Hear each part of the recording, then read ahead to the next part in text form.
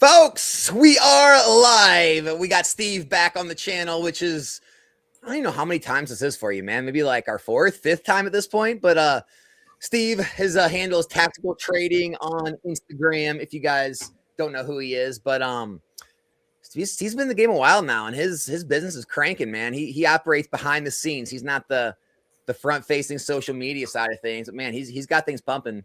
And I always like to have him on to get a different perspective on how different parts of the hobby are doing, man. So what's up? Yeah, dude. Thanks for having me on. I think this is the fifth one. The first one we did was back in like 23. He had like 3,000 or 4,000 subs. Back when nobody cared. Yeah. And back when I was doing pretty small stuff as well. So yeah, I mean, it's been a crazy year. Funny part about that is I haven't really changed anything about my channel in that amount of time. You haven't really changed anything about your bit other than getting into the Chinese we'll get to, but you haven't changed any part of your whole eBay business thesis since then. The numbers have just went way up, but it's just like, we've been doing the same thing now for years and years. And it's just funny. It's like, well, as soon as you start doing numbers, then people care, but no one cares when you're talking about it beforehand. Yeah. Well, because I think like we're all kind of going through this together, right? Like we all saw the opportunity 2 or 3 years ago, but very few people were really cranking.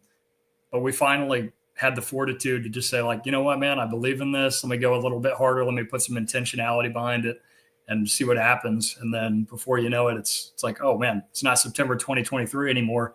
We're almost into 2026. And then that old saying comes to mind, right? It's like, well, time in the market, not timing the market. And luck is when preparedness meets opportunity, and on it, like all the sayings. And it's just like all the cliche things. It's like, man, it's so true though. You just catch those peaks, ride through the valleys. And one of the reasons I wanted to have you on is like, I mean, well, one, we don't get to talk as much as we used to. And I mean, I've been talking a minute. And also, you know, being that it's the end of the year, we're going into a new year. There's so many people I know there's gonna be so many people that watch this video that it's on their mind, right? They're thinking, you know, maybe I try to do a side hustle in this, or maybe I try to start a real business in 2026. And that's basically exactly what Steve did. What was it, like a full 2 years ago now? Yep. September 2023. So in September 2023, Steve put $10,000? 20,000. So it took 20 grand, put it in an account, and made a strict Pokemon business. I'm not going to take any money out. I am just going to keep all the money rolled right back in the business, continue to grow, build inventory, make sales. And that's what he's been doing now for 2 years. And it's pretty incredible what you can do in a couple of years with just a little bit amount of money. Yeah. I mean, it's all like, you start with a little money, but you have a lot of time, or you start with a lot of money and don't need as much time, but it's one of the two, right? You either start with a big seed or you start with a lot of sweat equity. So I went the sweat equity route, but before that, it was just a quick like introduction, since your channel just continues to grow so fast. The people who don't know me and haven't heard my spiel before, like I started really collecting, like investing in collectibles when I was like 2015, 2016. And I built a pretty sizable position, especially at the time. It was pretty, like, you didn't hear a lot of 6-figure collections in 2019, right? Like that just wasn't really a thing that was super public, at least. And I sold most of that position off after the COVID peak. So like 21, 22, and 23 was just kind of like, I'm selling off everything. And then I get to the end of that and I'm like, man, I've got this knowledge base and I have this pile of cash. And I felt really uncomfortable about having that much in collectibles at the time compared to my net worth. But then it was like, man, I don't really want to leave the space. Can I do this like for real, but still like control the environment, control the dollars that are going in, actually track things and measure my data and try and have a predictable outcome. So that was kind of my process and like how, so I just had this knowledge, got out of the hobby, sold everything off, and then was like, well, I really want to get back in, but let me just do it with like a set dollar number. I'll never add another dollar to see what I can turn it to. So that's, yeah. And I mean, let's leave the Chinese stuff out of it for a second. We'll talk about that in just a second. But up until you kind of got into the Chinese side of things and found a supplier and started working more like a wholesale type thing, before that, it was strictly just singles and grading. Pretty much, man. I mean, it was always like, can I churn enough singles? Can I just keep enough, like literally dollars coming in? I mean, it was $5 to $10 profit per sale would be kind of my average ticket. But my whole philosophy was like, can I just flip enough graded cards and create enough value there to then go buy sealed and then have, kind of a longer term position over here that works for me as I work on the business. So anytime like the treasury got too large or a number that I was like, okay, I feel comfortable buying another case, then it would be like, all right, I don't need this to operate and grade. And like my pipeline looks good, so I'll buy some sealed. But I was really using the singles and grading plays to fund the sealed growth. And then vice versa a little bit. I had some Sword and Shield and some Sun and Moon stuff still kind of lingering from back before. And it was like, well, maybe now is a good time to sell Celebrations and free up a little bit of capital to go hard on this opportunity. So it's like, just this constant ebb and flow. But the whole idea is like, I want to turn, I just want as much. I'm not worried about cash flow. I'm worried about inventory. Like I want the next 5 years for me are just really about building inventory. And then at some point, to begin to sell that off. But like the goal, I would say for next year is distribution. So I don't really, I have a career. So I don't pull anything out of this. And I'd rather just continue to stack more inventory than really worry about cash flow on a day-to-day basis. Yeah. I mean, and, I guess prior to last, I mean, I know we had a podcast together, but other than like, meeting a couple people, you really had no contacts in Pokemon, like no relationships. No. I mean, you were really the first person I ever connected with that had any kind of a public face or was anybody of any kind of notoriety. But it was all done. Nothing was done on Facebook Marketplace, no local meetups, no card shows. It was like just, okay, I have 8 hours a day for my job where I can sit in front of a computer and have eBay up and I can just refresh Pokemon newly listed and just buy cards. And it was like totally non-discriminatory. If it looked like a PSA 10, and there was any margin there, I would buy it. Whether it was vintage, modern, Japanese, it didn't matter. So that was really just like that sweat equity. Again, like just creating that bankroll. Yeah. And I think that's, when you talk about like content changing over the years, I know I felt myself change. One of my like strategies next year is definitely to try to get back more to that like kind of grassroots, like, hey, anyone can do this, showing how like literally you can just do it right off the open markets and buy and sell right on, eBay's TCG players, things like that. Because I know it gets to the point where you'll like watch my videos now or like a PokeNE or someone and you're like, oh, they're doing it so big. Like, they got followings or they got distribution, they got this, where it's like, dude, you did it without anything. And I think that needs to be shown because there's tons of people watching these videos that they see like the visuals and stuff. And they don't realize that you don't need any of that to be successful in this hobby. You really don't. It certainly helps. And like being on your platform and getting introduced to some other players in the arena that own card shops, that are doing rip and ships, that are big vendors, those have become a lot of my customers. So it certainly is like a huge piece of my business now. But like that foundation absolutely can be built without it. And actually like that's really connected to what I do for my day job. So I do sales and business development for a construction materials company. And we had this idea where we were going to launch a program that was tailored towards new dealers that want to represent our product. And our product is very technical. It requires engineering. It requires permitting. It requires a GC license. Like there's a lot that goes, you've got to know how to build and you've got to understand a lot of components before you even get introduced to our product. And then our product has a whole set of things that are like, okay, well, this is a nuance only this product faces. So like, there's just a lot that goes into it.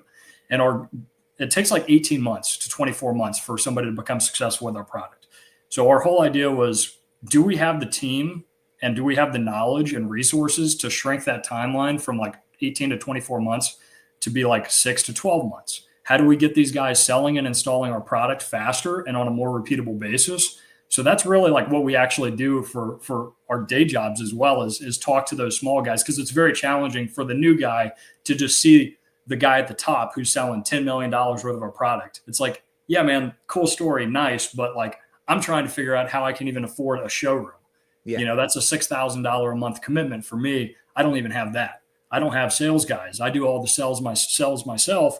And I have my son is my installer. And it's like, okay, so let's get you a sales team hired. That's step one. Let's stop looking at Calvin. Let's just focus on like what we need to do today to get a sale for you tomorrow that will allow your installers to be gainfully employed 2 months from now when you guys get the material in hand. So like, yeah, that's a big focus on our business too, is like the small guy. Yeah, I feel like the limiting thoughts that people have about investing in this product are the same thing that keep them from really going at business. Because so some of the limiting thoughts about this is like, oh, everyone's investing in this stuff, they're printing too much of it, it's not going to be worth anything, how am I going to move it, what about taxes, what about fees, all these different things. People like, yeah, it's not worth it. It's the same thing when it comes to like what you started out doing, like singles and grading. It's just like, oh, everyone's grading cards, oh, the big guys are moving exponential amounts of cards through here and here. And once you really look into it, you're like, the volume that moves on like eBay, the volumes you see move at these shows, there is enough for everyone to eat. There's enough, customers to go around that eat up all these slabs. Every single time you see these things go at auctions, they go for near, if not almost, right at market price. And, you would think, right? I understand, like, people, it creeps in your mind, like, oh man, there's just too much of these. Eventually no one's going to buy them. And it's just like, there's a price for everything, right? Maybe eventually people aren't going to pay this much for it, but I'm paid this much for it. And if I can buy it for this and grade it for that, and there's a margin there, you can keep doing it, even if big guys are also doing it. And what's funny is a lot of the big guys are doing different stuff. They're maybe playing the sealed market. They're doing wholesale. They're grading, different cards they're going to run on streams. Not everyone's doing the same thing, which opens opportunities for, some of the, not as low hanging fruit, I guess you would say, that, other people can take advantage of if they want to do a little more legwork. Yeah, and the liquidity key, or the liquidity piece, is really like your critical component when you want to grade, because you have, especially now, and this is no new thing, PSA's backlog has done this before in 2020, 2021. I mean, I had a submission that I think took over a year. So like, these aren't unprecedented times, like this stuff happens, but the way you combat that is you've got to have liquidity, because if you want a grading business, like, you really need, one, you have to have a reliable source to get cards in. Even if it's just eBay, well, then you just need a lot of money, because a lot of the copies you're going to buy aren't going to be gradable. So you just have to know, like, okay, I'm going to tie up $10,000 on singles. I'm going to probably recoup 5,000 of that pretty quickly, because a lot of them, half of them aren't even going to be gradable. So I'll just relist them on eBay. And then you're sending to PSA with, call it a 6-month lead time. It would take you 6 months to start realizing any kind of cash flow using that model today. So, like, that's kind of the challenge, I think, with getting started now. And the challenge last year was different, right? Like, in the challenge 6 months from now, when somebody decides to start up, it'll be a different environment. But like what you've done well, what Dan's done well at, a lot of these guys that are publicly out here, it's like you guys are able to pivot, and I pivoted this year as well. Yeah. And really took a chance on Chinese, and that worked out very well. But like, it was during like probably around March or April, I think, is when Gym 1 came out. And it started off again, like, not knowing anybody, not having any connections. Like, I just bought cases on eBay from guys and just sent messages to every communist Chinese that was selling Pokemon cards on eBay. And it eventually, somebody got back to me and was like, yeah, I'm happy to sell off platform for a lower rate. And then that kind of began okay, well, we now have tariffs, we have all these complications. That created a huge opportunity for Chinese product to be in the United States already, and then be able to sell from here, because people don't want to deal with customs and all the things, like the unknowns, right? If you think you're spending $1,000 on a case, and then it arrives and it gets stuck in customs and FedEx hits you for a $250 tariff, like, all your margin's gone, right? So just figuring that piece out this year was like, kind of, I would say that was like the rocket fuel for me, was figuring out how to get product here and then sell it to U.S. customers from the United States with like 1 week lead times, no tariffs. So that worked out really well. But now we're seeing I buy from you, other streamers buy from you. I mean, there's this weird like thing in the Pokemon hobby where it's like, no one wants to see anyone make money. It's just like, well, how much are you making off me, or how much did you get it for? It's just like, dude, like you just said, you're going to go through all the dealing with suppliers, taking the risk, dealing with the tariffs, dealing with the importing, all that nonsense. I have no problem that you're making money off of that. It's like, you're doing all that, taking care of it. You're shipping it to me. You're making a little bit. I'm able to make a little bit. It's just, it all works in tandem. I think people, if they would like form more of those, like, synergy type relationships where everyone's kind of doing their strength and everyone's, doing a little bit with it, I think it'd be stronger. But everyone's so obsessed all the time with, I need to make all the money, I can't let anyone else have a piece. Yeah. I mean, if you want to make all the money, you're just not going to go as far. Like, it's just so much easier to win with other people around you that want to win. So one thing that I've really enjoyed this year is working with businesses and just getting away from more of the retail side. And like my eBay business, like the eBay side is still doing its thing, but and like the orders come in, they take care of them. But I really enjoy like wholesale, more business to business. It fits more with what I actually do for a living as well. Like I understand the position of a business owner. So it's just a lot easier to deal with. And it's like, I'm happy to make way less money and just deal with way less problems. And then also just focus on volume, which unlocks better pricing for me, which I can pass on to you guys. Like there's just so many different ways that this whole business can go. I did not think I'd be wholesaling Chinese product. But like everything comes to an end, right? And like this is now we're seeing a slowdown in the Pokemon market. Like Chinese is further out on the risk curve than English product, no doubt. So we've seen a massive correction in Chinese prices, which is a problem for me and anybody who buys it, right? Like you spend $1,000 on a case and then 2 weeks later it's down to 800. Well, if my whole value proposition to customers like you, Alex, is that I can get it to you in 3 days and you don't have to deal with anything, then I have to have it on hand. So if I'm buying it from China last month and then you go through a downswing, like you just lose money, right? So it's not like it's a risk-free print money kind of thing. Like definitely everything's kind of come and due now. So, yeah. And then now there's like this balance of like, well, I still have like a lot of people that want to buy from me, but I just have to manage my inventory very carefully because I can't not have it on hand, but I can't have a warehouse full of it either with these kind of prices. That's just, there's too many swings. No, for sure. One of the things I kind of hate about like kind of like the hyperbolic, like focus on different things these days is, you can single out anything and make it look like things are bad. Like, you can single out Chinese and be like, look, it's crashing, or single out some English products and then, single out One Piece and say it's going to the moon. But it's like, dude, if you look around at everything other than One Piece, everything's kind of leveled out. I mean, look at the stock market. There's tons of big stocks that are down 15%. Look at crypto. Crypto's down 20% off its highs or more. Like, of course, Pokemon's down. Everything's kind of deflating a bit. The only thing really up right now still is, I think, One Piece and like precious metals like gold and silver. They're still pretty high, but most everything's corrected. So it's like, it's not just Pokemon. It's just a lot of things. There's profit takers. There's people, things ran a little too big, too much, too quick. And yeah, I think it's healthy. I mean, I don't think like Chinese still gets opened on stream. People still like it. Yeah, I mean, the Gengar Pikachu card isn't like 5K anymore, but it's still going for over $1,000 in a PSA 10, which I think is really strong. I know when me and you were in the hobby 5 years ago, you didn't have cards in $1,300 in modern. Like that wasn't a thing. So to see a Chinese modern card still over 1,300, I think it's a really strong indicator. Yeah, man. I think Chinese has proven that it's here to stay. But when they caught on to the game that the Japanese suppliers do and English suppliers do, right? I mean, the Chinese just did the exact same thing. They knew, let's call MSRP $30 a box.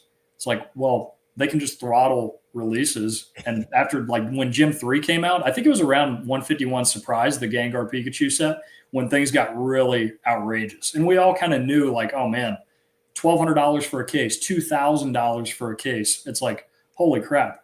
But like if you're able to sell boxes for $120 on your platform, it's like, it still makes sense for you to buy it. Do you want a whole house full of it? Probably not. But like there's margin there today. So now we're just seeing like prices come down, but there's still margin in everything. But I think I'm excited about the slowdown that we're kind of in. I'm actually making purchases now. I spent about $10,000 this week on product. So I don't know if this is the bottom, but I feel pretty comfortable buying at a lot of these price points we're starting to see. And some of like the specific examples, which this is probably admittedly a bad buy, but I want some. Moltres UPC, I think that's going to be a killer item in 3 or 4 years. I mean, it's a stamped SIR Moltres. It's a $100 card in the set, right? But it's got a stamp on it. Right now, it's cheaper than the set card, but we know it's stamps due to cards. I think in a few years, people are going to be like, damn, should have bought it at $170 a box. So I could be wrong there, but I'm buying the Pokemon hobby loves their stamps, man.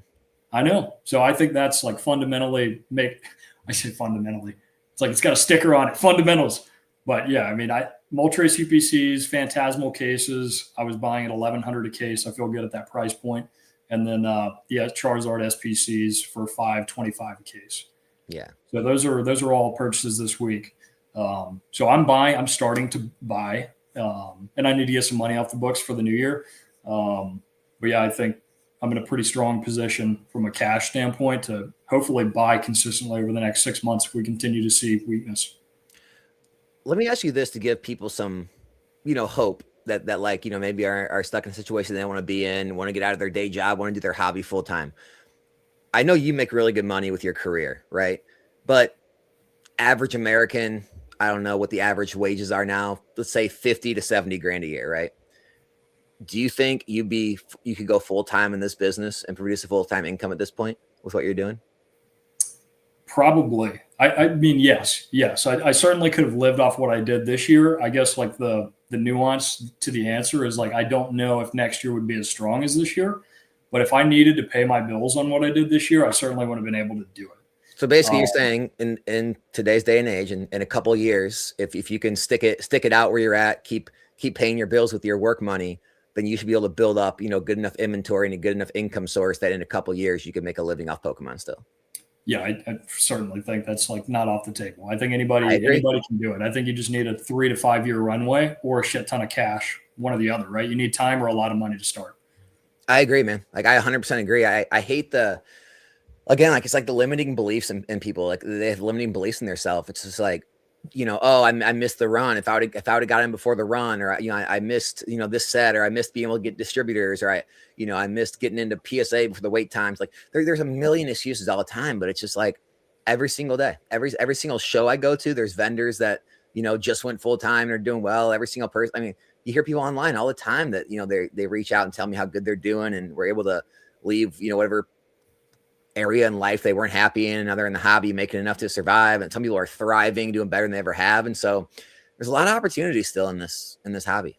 100%, man. I mean, it's just the limiting belief thing is really just like a systemic problem in the world, not even just like the US, but I think there's just like a lot of poor mouthing, a lot of can't get ahead, little man's always getting screwed. Just that victim kind of mentality is very common. And I certainly have empathy for, people in less privileged positions, but like there's never been an easier time to figure something out. I'm actually working with, this is totally unrelated, but just like how genius this idea was to me. It was like, wow, man, what a great use of AI. Cause like AI is like, is it a buzzword? Is it really changing the world? Like for my day-to-day work, it's super helpful to just like say, hey, here's all the data, make a nice spreadsheet with it. And it's like, oh, I just saved like 30 minutes of me playing with Excel. Like that's a value add for sure. Yeah. But like there's actually companies that are popping up now. And one, I was working with a VA guy with the Department of Veteran Affairs, and he started a company called veterans.ai. And he basically helps people he helps veterans get approval for their disability ratings. And he does it all through the AI script. And it's like, I asked him how many customers they were able to serve. And he said, since we started, it's like 16,000. And it's like, dude, AI is pretty new. Like this business would have just started in the last year or so. And like, I just think that's like, there's so much opportunity. There's just so much opportunity out there. And the Pokemon space certainly has it too. What's often on YouTube and like what's catching the headlines is probably not where the big money's being made though. Yeah. So other than those few items you mentioned, is there any area of the market right now you're looking at like opportunity? Well, I'm still like status quo with wholesale Chinese, but I'm not like, there's no active effort. So here's another thing. Like I've done almost nothing to systematize my process or business, and I'm still just doing everything on my own. I'm not marketing. I'm not advertising. I really just work with a small group of people, probably less than 50, and they're like all just following me on Instagram. And then when they need product, they just send me a message. I keep my price sheet posted, but I'm not actively advertising that service or anything. So this is all just like pretty organic business. Well, and then eBay. You just advertised it, by the way. What's that? You just advertised it, by the way. Yeah. This is like my one opportunity to self-advocate for my business here. Hold on, let me share I'll share the Instagram. That's the best way to contact you, right? The Instagram? Yeah. Yep.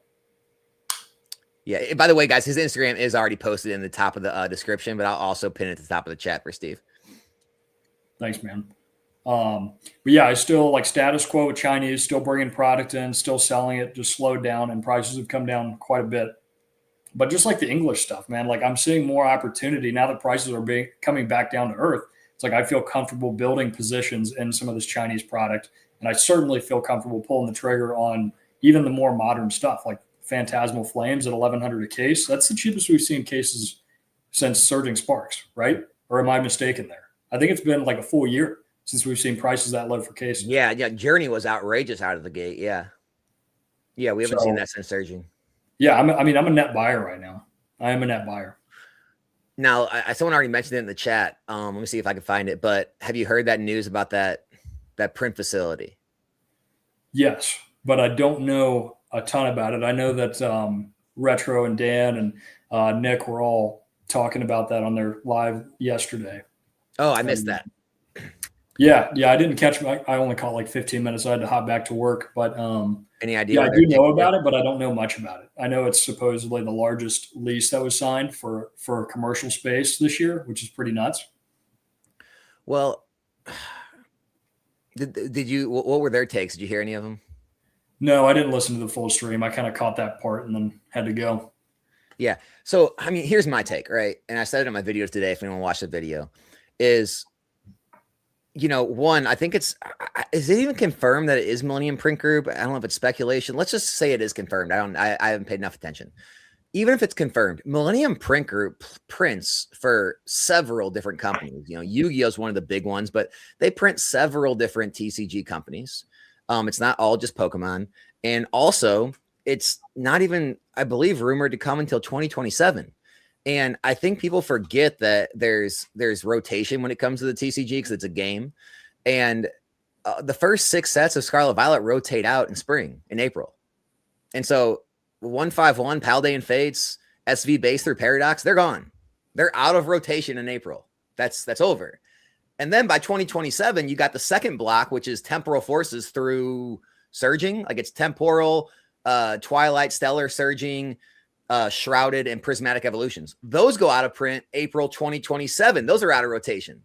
And so it's like maybe the facility's up in time where they catch a little bit of it and maybe you get some late reprints on those.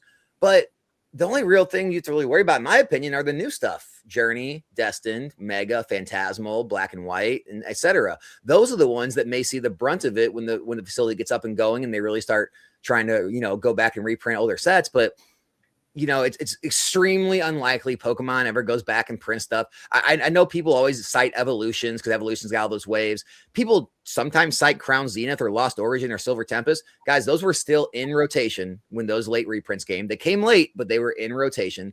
And so it's like this idea that people have this idea that Pokemon prints based on the secondary market price.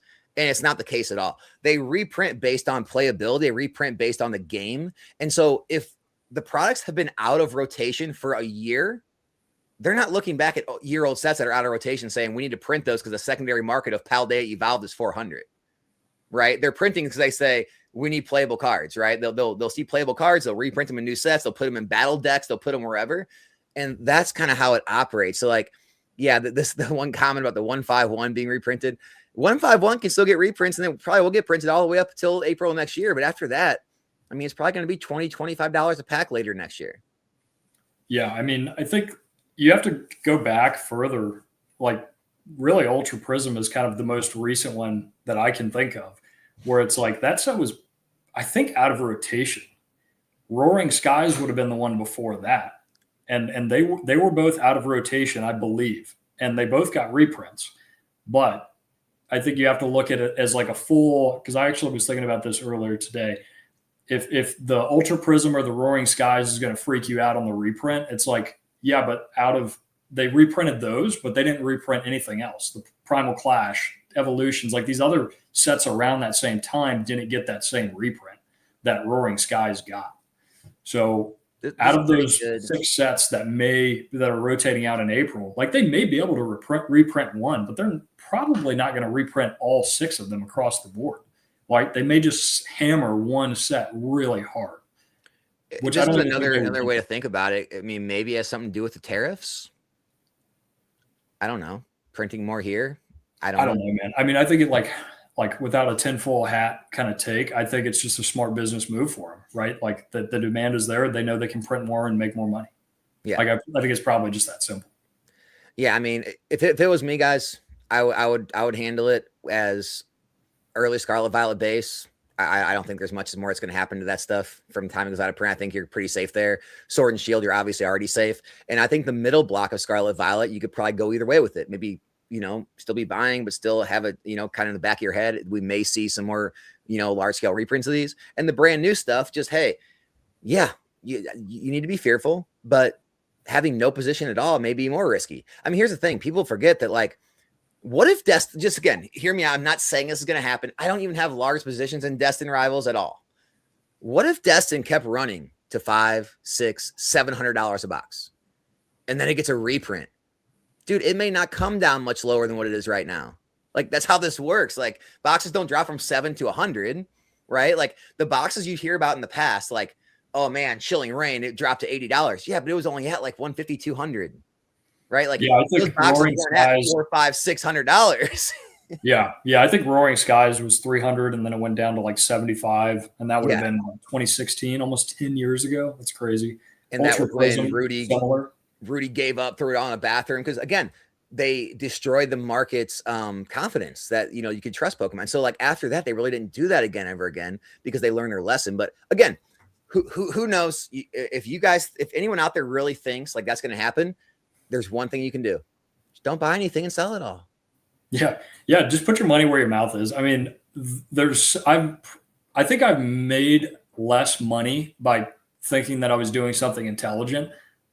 Like, just being very honest, I think I would have made a lot more money if I just did less things throughout the last 2 years. Like, I had so many massive ball drops where, like, I had a huge position at Crown Zenith. It goes up to $50 in ETB. I'm like, perfect. I'm going to sell all my cases because I need that $5,000 means a lot to me right now. And it'll allow me to grade the next 200 cards. And it's like, well, how many cards did I have to make? How many times did I have to turn that $5,000 over? And how much work and hours went into that versus just holding on to Crown Zenith ETB cases. And same thing with 151. Like, I sold out of 151 when it doubled, and it was like a great decision for my business at the time. But it's like, it really hurts not having that position that I had of 151 looking at the prices today, because I was very confident we were going to see a ton of reprints for it. And we still may, but like the window's I probably just missed that one. Right. Yeah. So there's a lot of stories like that, man, whether it's, almost every set given enough time becomes that same story. Yeah. It's one of the biggest pushbacks I've always had with like more of like the strict business channels is, it makes sense in the beginning when you just like are short cash flow and you just need to flip and churn and burn everything. The quickest path to building your business is constant cash flow, right?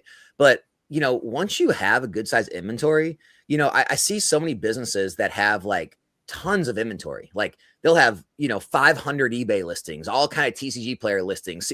And it's like they have all this money in inventory and they say things like, I don't invest, I only flip because flipping is the best way. It's like, well, if you were like maybe sending everything to auction and then buying a whole bunch of and then sending it all to auction, and it was like actually churning and burning. But a lot of times, once you get to a point where you can run your business, you have enough capital for that, it still makes sense to put stuff away in this hobby, invest, if you want to call it that, put long-term inventory away, because there's been so many instances like that. I made videos a couple of years ago on YouTube that, got a lot of like criticism where I was like, you could have put away Fusion Strike and Chilling Reign cases, and it would have done better than running a business and doing $100,000 in sales each year. Like the appreciation outproduced people working every single day. Like you said, with 151, with Crown Zenith, and it continues to happen again and again. I mean, Paldea Evolved recently, like went from $85 a box to, 400. I mean, how much would you have to churn and burn to make 300% on your money you're churning and burning, right? And so it's like, there's just so many different, like, there's no one size fits all answer. I think when you're smaller, it makes a lot more sense to always churn and burn, but for sure, man, like once you have a lot of capital and you're, looking, well, do I make bigger plays here? Do I hold more inventory here? Sometimes it can make sense to just hold on to longer term plays.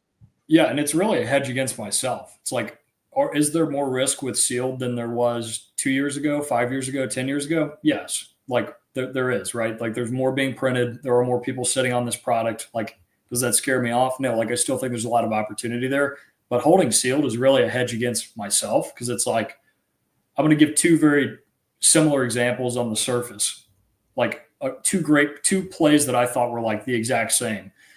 One was the Japanese Detective Pikachu. I think it was like 098 promo. It came with the video game. And then the other one was the Meowth Japanese exclusive, at least we thought, for about a year. It was the one of him sitting on the tree branch, and then it just came out in this most recent English set. So like the Detective Pikachu returns card was like 20 or $30. I was buying tons of them, grading them, very high 10 rates. At the time, the PSA 10s were worth like 75, maybe $100. Now they're at $400. But everyone was the reason that price point stayed suppressed is because people were pretty confident that we would get that card in English. Well, it turns out it was a Japanese exclusive, and now that it's pretty obvious we're not getting that. It's going crazy. Yeah. Well, the Japanese Meowth, the sleeping Meowth in the tree card, same kind of thing. That looked like it was going to be a Japanese exclusive. So it got speculated on really hard. It went up to like $200-$300 for a PSA 10, and then now they're printing it in the English set. So like two very like similar plays where it's like, oh, exclusive Japanese promo, no brainer. What if it's not exclusive though? You won't find out for like another 18 months. So if you would have put 10 grand into each of those plays, you would have turned your 10 grand into probably 40 grand with Detective Pikachu, and you would have turned your 10 grand into probably $2,500 with the Meowth, right? So same play, but like it just worked out different. So the sealed position is just kind of like a hedge against that, because it's like I can get things wrong, I can get things right, but if I can average like a margin target that I have in mind on the cash flow side of my business and then use those profits to generate long-term returns, like that's a good mix of risk and return for me. So I wanted to ask you, whatever happened with the results of the Black Label plays? Oh, I actually got another one. It just came in like 2 days ago. So guys, Steve for a while there was kind of running an experiment where he was obviously buying raw, but also cracking PSA 10s and CGC 10s, or what were you cracking? Yeah, PSA 10s, CGC pristines. CGC pristines. Yeah, I cracked probably 50 to 100. I mean, not a lot, but enough to be like, if I'm not right, I'm going to lose like some money here. Yeah. This is my second Black Label ever, and it's the freaking Raticate. So it's like probably worth like $200 or $300. Is that Destin Rivals or is that Japanese? Yeah, it's Japanese, the Glory of Team Rocket. Okay. So this is my second Black Label I've ever gotten. So I would say like all in all, that's just not really. At least for me, I didn't figure out the secret sauce. I didn't know what to look for. So I've got a lot of Beckett 9.5s that just don't sell. A lot of 10s that aren't really worth having in a 10 because it's like, man, the liquidity. Yeah, you make more money on a BGS 10 than you do a PSA 10, but the liquidity's not there. So I don't know. All in all, like I would say failed experiment, like trying to cross grade to Beckett Black Labels. But if you can hit a Black Label organically, it's like it makes the return. But if you're actively trying to like, if you know you're losing $2,000 of value just by cracking plastic and submitting to Beckett, like that's a pretty risky table. I think the house is going to beat you on that. So basically, even with PSA 10s and CGC pristines, Black Labels just for the most part can't be hit. Wait, say that again. Sorry. I mean, 50 to 100 cards that were PSA 10s and pristine CGCs, and only one or two hit a Black Label. That's not very high odds. No. And if it's like, dude, if it was the right card that would have gotten a Black Label, it could have made the return, right? Because now you're talking $10,000, $20,000. Whereas like I tried to grade a few of the Chinese 5th anniversaries with Beckett. That Pikachu, it's like $2,000 in a PSA 10 maybe right now, maybe less than that.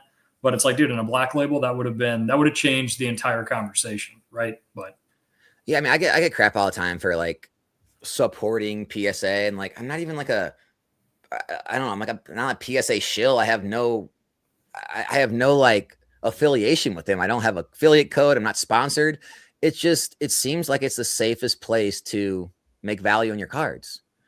You know, it's the most liquid, obviously. I mean, every show you go to, I mean, everybody wants the PSA slabs. I mean, obviously they want Black Labels, but everyone wants the PSA slabs over 9.5s or CGC. And, you know, it seems like your 10 rate's going to be high enough to where it's going to make sense than trying to hit, you know, Black Labels or other things. So, I mean, what's your take on that? Are you still pretty much PSA or? Yeah, I mean, just from, like you said, man, it's liquidity, right? Like I'd rather make less, but have something I know I can sell faster. So yeah, PSA's been the gold standard. I don't think that's going to change. Yeah, I think people miss it. It has nothing to do with how the plastic looks. It has nothing to do with what I think of the company or what they're doing behind the scenes, or you know, it has nothing to do with anything I agree with or disagree with. It just has to do with where am I getting the best bang for my buck? How am I going to be able to run an efficient business? Right? It's like, you know, if I disagree with what things they're doing, it doesn't really make a difference. I'm not going to go make a principled stand, use somebody else so I can make less money. Right? Yeah. Yeah.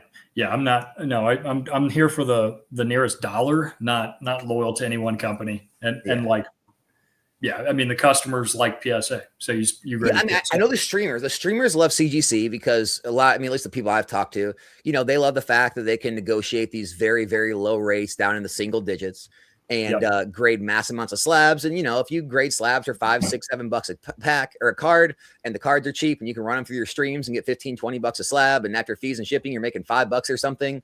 They can do that a million times and do well. But 100%. but they all simultaneously will tell you behind the scenes, yeah, it's all trash. Yeah.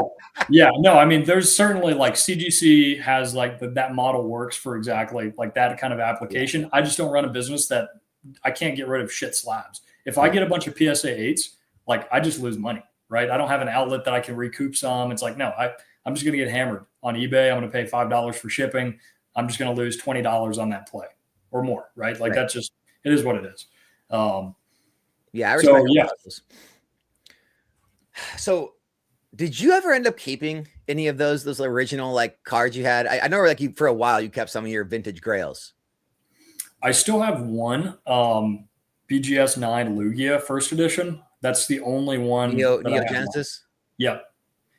Yep. And I do have it listed for sale. I've got it like ridiculously high. I think I've got it at 6,500 or 7,000. It's really just like a direct traffic to my eBay. If somebody wants it, they can pay for it, but I don't expect it to sell. So, yeah. It doesn't even seem that high.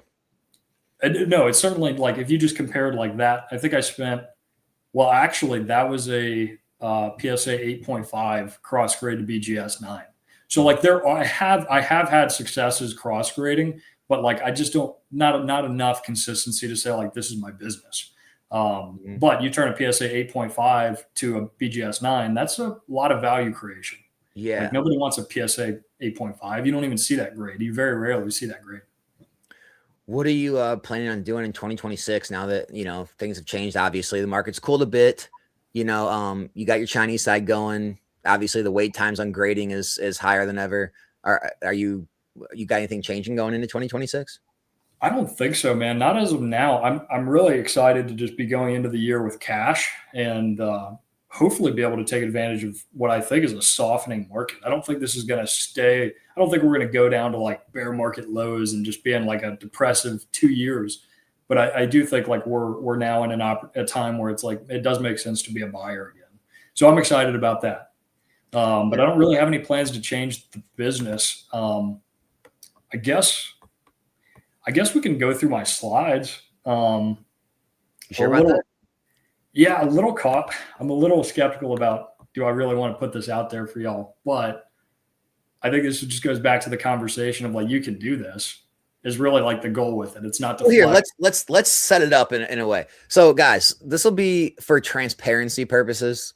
Obviously Steve, he's not like a social media guy like me trying to, trying to push any narrative or try to like, I don't know, create some kind of image or something.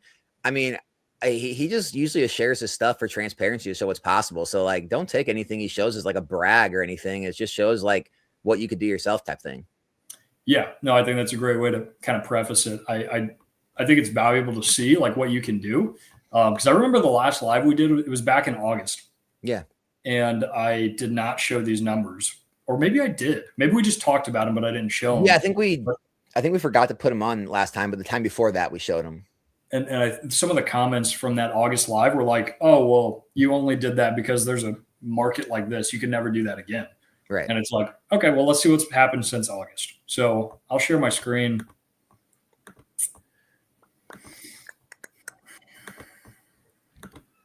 Steve does have a YouTube channel with 2 videos.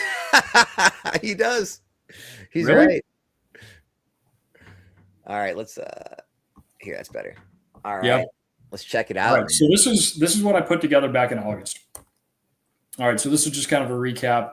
Again, talked about this already, but started the business September 2023, $20,000 seed. Ended 2024 with $49,000 of assets. So 146% cash on cash return year one.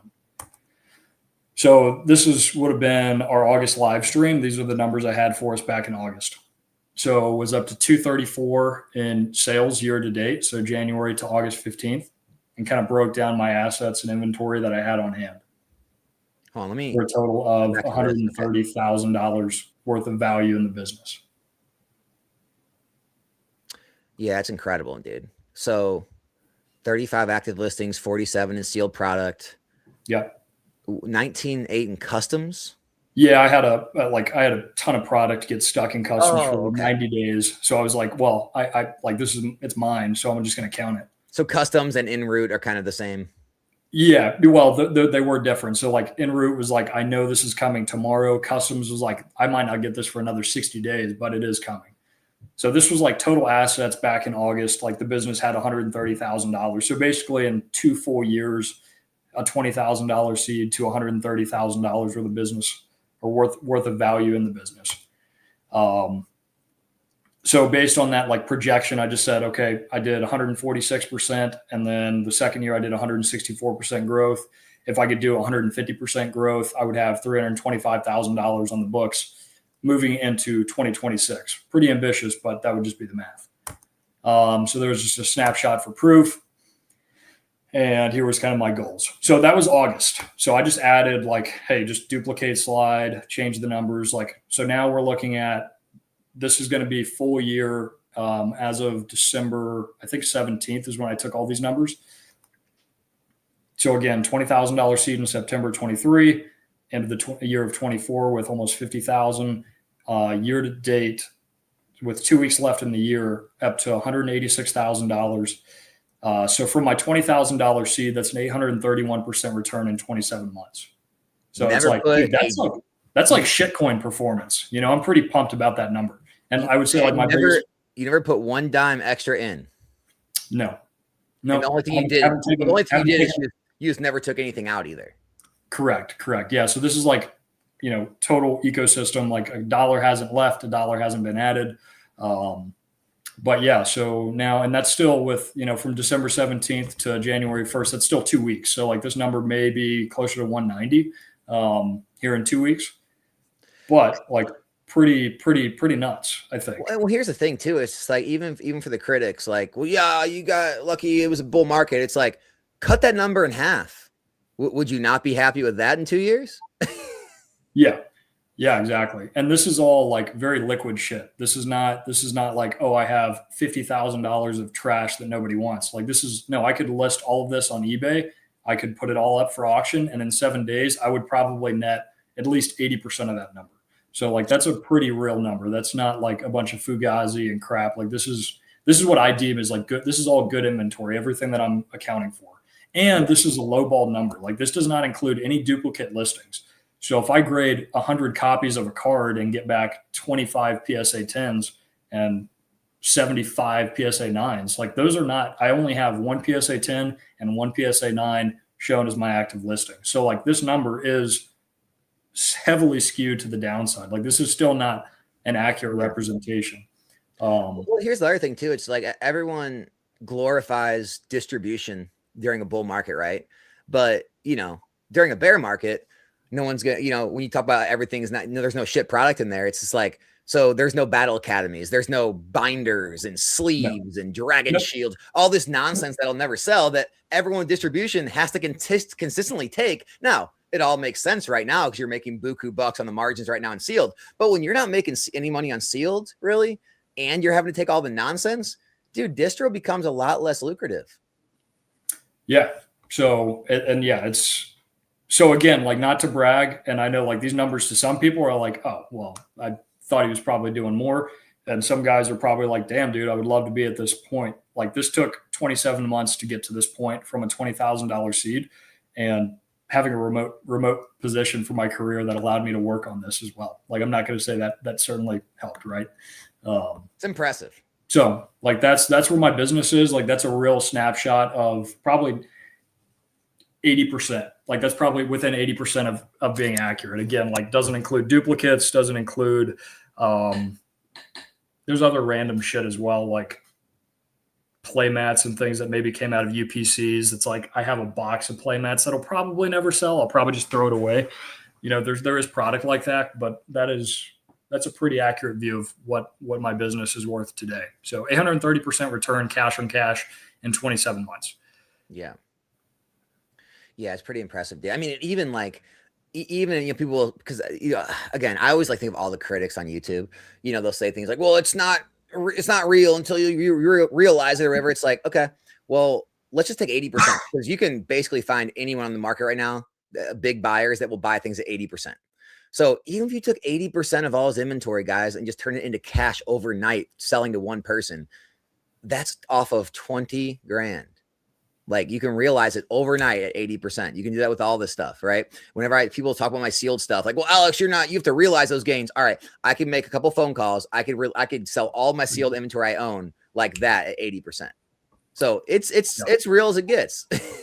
Yeah. And I don't know if anybody noticed, I didn't point it out in the slide, but in the PowerPoint, I actually bought a $35,000 vehicle under the company this year. So if everything goes to shit, I've turned Pokemon cards into a Ford Explorer at the very least. Hold on a second. Wait, it's like a company vehicle? Mm-hmm. Nice. Yeah. What was it? Is that one of those that's over the certain weight limit to get the tax write-off or whatever?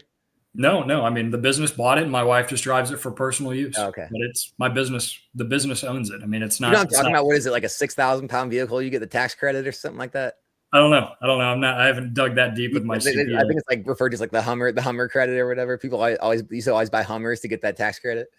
But no, I mean, I was like, man, that's pretty cool. If everything goes to zero, then I've at least turned my $20,000 into a depreciating $34,000 Ford Explorer. And go to zero is such like a coined term that everyone uses, but like what he means if everything like, drops back to where it's like very illiquid and you like, is half price or something. Like nothing truly goes to zero. MetaZoo, like the original MetaZoo stuff still isn't at zero.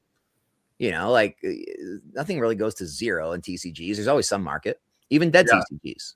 Yeah, Nikki Slicky was like, may not want to say that. I mean, dude, that's totally legit. This is what you do as a business owner. This is why people get so pissed. Like it's misplaced anger with rich people like Trump who doesn't pay taxes. It's like, yeah, Trump doesn't pay taxes because he doesn't realize income on anything. If he has $1 million at the end of the year that he's going to have to pay taxes on it, he's probably just going to go buy another vehicle, 5 vehicles for his construction company.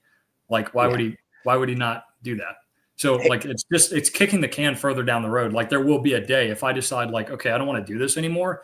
Maybe 3 years from now, 5 years from now, if I had $1 million worth of sealed inventory that I have never paid taxes on it, and then I have $1 million year and sell everything on eBay, I'm going to have to pay like $300,000-400,000 grand in taxes on that money. Right. But I would never do that. Like it would just be, there's always going to be a way to kick the can, but still realize value out of the business.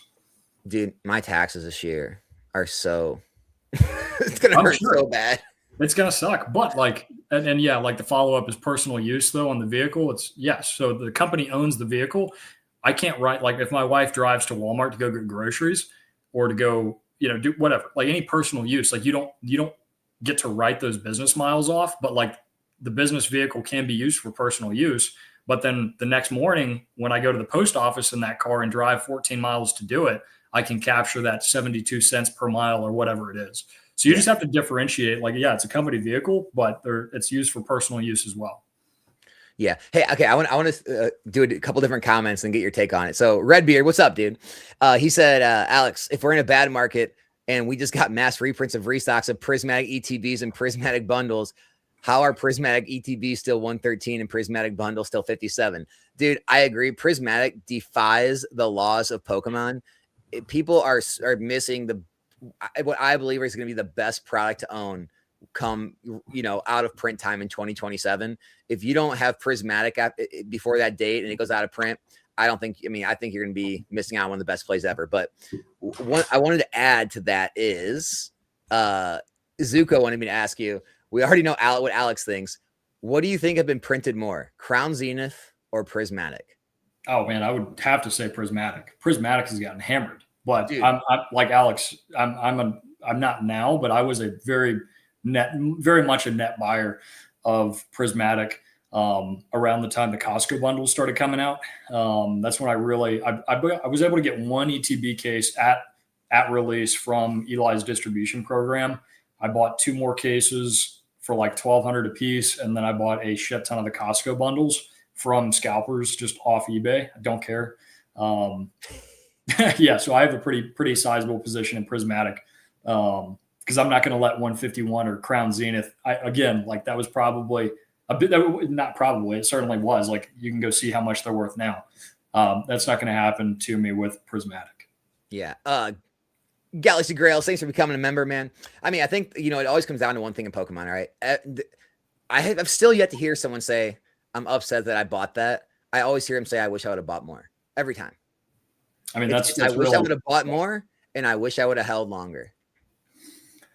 Yeah, I mean, that's always been the thing, man. It's like, and that's the challenging part of anybody who's going to want to start a business. Like you have these, like you've doubled your money here, and you could really use that $2,500 that you could get from this sale to fund this operation.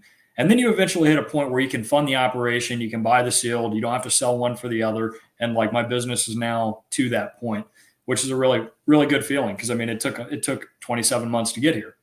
But yeah, I'm there now. This is a good question, actually. How many hours do you think you work on the business? I would say now I work less because I am doing more business to business, but like in the peak, I mean, there were certainly weeks where I was putting in 40 plus hours a week, no doubt, and still do occasionally. But I would say now it probably takes me 10 to 20 hours a week to maintain. Yeah. At most. I mean, it's not a lot. I'm not a guy who loves to work. I love to hunt. I love to fish. I like doing shit outside. There's just a lot of stuff. I'm not like a super hard worker. I try and set myself up to not work hard, if that makes sense, which leads me to like hard work in the beginning with the idea that I don't want to do something. I don't know if that makes sense, but I feel like that's just a nice way to say, like, I'm kind of lazy, but I'm also very ambitious. So how do you make that work? I hate work. Dude, yeah. Dude, if you ask my parents what I wanted to be when I was 18, I would have said retired. Like I've always hated work. I've never wanted to work. And then people are like, dude, you're working all the time, working so hard. Yeah, I know, because I'm trying to race to the finish line so I no longer have to anymore. Like that's the whole point. But like, yeah, I don't, I really don't understand guru culture. I look around at all these guys that are worth like tens of millions, hundreds of millions, and they have enough for them, their kids, their kids. And I'll never understand it. I'll never be in that. Like, I'll never grasp what forces or what makes people want to just continue to work, on and on when they have more than enough they need for their generations to come, Yeah. I mean, there's definitely like the people who are able to make that kind of money. They also just really like the game. And what would they be? They'd probably put a bullet in their head if they didn't have, like they can be very volatile kind of people who are very extreme. They grind 80 hours a week, but they may be chronic alcoholics or like there's so many. Now we're breaking into like people, and that's very difficult, right? But, yeah. No, it's funny you said that because I'm the same way. It's just like, I work extremely hard and, I believe, everything you need to work for everything you get. But at the same time, like, hey, man, if you freaking worked for it and you built it and you found a way out of the system, dude, I have no problem with people that like, are sitting back and relaxing on a beach. It's just like, I think there's this weird grind culture that's been created on the internet. And it's just like, your only like worth in life is based on, how far you advance or how many toys you acquire. And I think people are looking at things the wrong way, in my opinion. Yeah. I mean, the lifestyle creeps the killer there. Right. But like and it happens to all of us up to a certain point. But my goal is like my wife and I's goal is like, all right, we have like one more big lifestyle creep step, and that's going to be building this house. And after that, we really need to try and make that our cap. Because at that point, like money starts to have diminishing returns. If you make $30,000 a year at your job and then you get a promotion to $60,000 a year, like your life changed, right? That is a dramatic increase in your quality of life. But if you go from making $100K a year to $130K a year, like, yeah, now you can maybe go buy the car you wanted or take another vacation, but you already you no longer have to shop at Walmart. You no longer have to eat shit food. Like you can wear the clothes you want. You can drive a decent. So like money is certainly a diminishing returns resource. Like that 30 to 60, $30,000 spread there is massive, but 100 to 130, that $30,000 isn't near as meaningful. This is a good question, but I have a different direction I'm gonna take it is, and you can answer your on this, but said, Alex, do you think you'll be retired in 5 years? No clue why people want to work their whole life till they die and have that kind of money. I don't understand it either. So I'm kind of like, you guys all know, like I'm friends with, and Steve is too, with Dan, Catch 'em All Collectibles. I'm like the anti-Dan when it comes to this is, dude, I try not to plan anything. And if I had like a full-time career where I had like a set salary and a certain amount was going into a 401k every year, and like there was like something to plan towards, I would probably plan out things. But because like we're in this space where nothing is guaranteed and you can't plan for anything, I don't really think it makes much sense to plan out like years, or because you have no idea what's going to happen. I couldn't have told you this year was going to happen. Next year may be complete crap. Then the year after that, there's no way to predict the market, predict sales, predict business. And so it just, in my mind, it like doesn't make sense to like, like Dan says, make smart goals. It doesn't even make sense to make goals because I don't even know what I'm going to have to work with. I don't know what kind of income I'm going to have. I don't know what is going to be invested or reinvested in the business. There's so many unknowns that I think there's too many variables that I don't know to really make plans. Yeah. So what I do is I'm just sprinting as fast as I can. And whenever I get to the finish line, I get there. Yeah. I mean, part of that though is like Dan has kids, you don't. And I've actually got a kid on the way. So like, how does that change? Dude, I know. what? Since when? Well, I don't know if I want to tell you the exact date, but tell me the exact place. No. Yeah. Tell you how it happened. Have you told me this? No, I don't think so, man. This is recent. Yeah, we got a little girl on the way. So Damn, I'll probably be like more of a, oh shit. Okay. I thought I needed, I thought my number was this many millions. Oh, now it's yeah. Yeah. Well, hey, there's one question I want to jump back to because I think it's actually something I thought about. Silverlight 16. This one? Yes. So I'll share my screen again because I actually thought about this, and number doesn't. He said, Steve, for your projections going into 2026, how do you break down your 360K target, primarily sealed appreciation, slabs, singles, etc.? Yeah. So I think that's a good. So he's talking about this number, right? And I was thinking about this. How do I go? Like, how do I actually, if the goal is to have the business own $395,000 worth of assets, like based on the average of last year's and this year's growth, just the average of that, call it 212%. That's what that number would have to be. So I think the most realistic path to that number is I net $100,000 this year, and then I have $100,000 in appreciation of inventory, right? So that's where like the sealed position really comes into play. Now, if we have a softer 2026 and sealed product doesn't appreciate, maybe it goes down. Well, then maybe I miss this projection massively. But it seems like, okay, how am I going to make another $200,000 this year? Well, maybe I don't have to make $200,000 this year. Maybe I just need to make an extra $100,000, and then my sealed inventory will appreciate by another $100,000. So Silverlight, I actually was thinking about this when I was creating this. I was like, man, 200 grand. But when it's like, okay, also just appreciation of your existing assets, like not as scary. Yeah, man. The appreciation of the assets. I mean, I know, like, I worked pretty freaking hard this year, and dude, my assets pretty much kept up with my income. Like, I mean, I freaking like, cause I'm not just doing the streams. I'm also making, sales, like whether it be private sales through Venmo, PayPal. I'm making sales on eBay, TCG Player. I did vend a show. Like oh man, I mean, all the YouTube, like all that's the content stuff. It's like, I worked a lot this year, and as much as I put into this business, dude, the investments that I made in Pokemon this year pretty much kept up with it.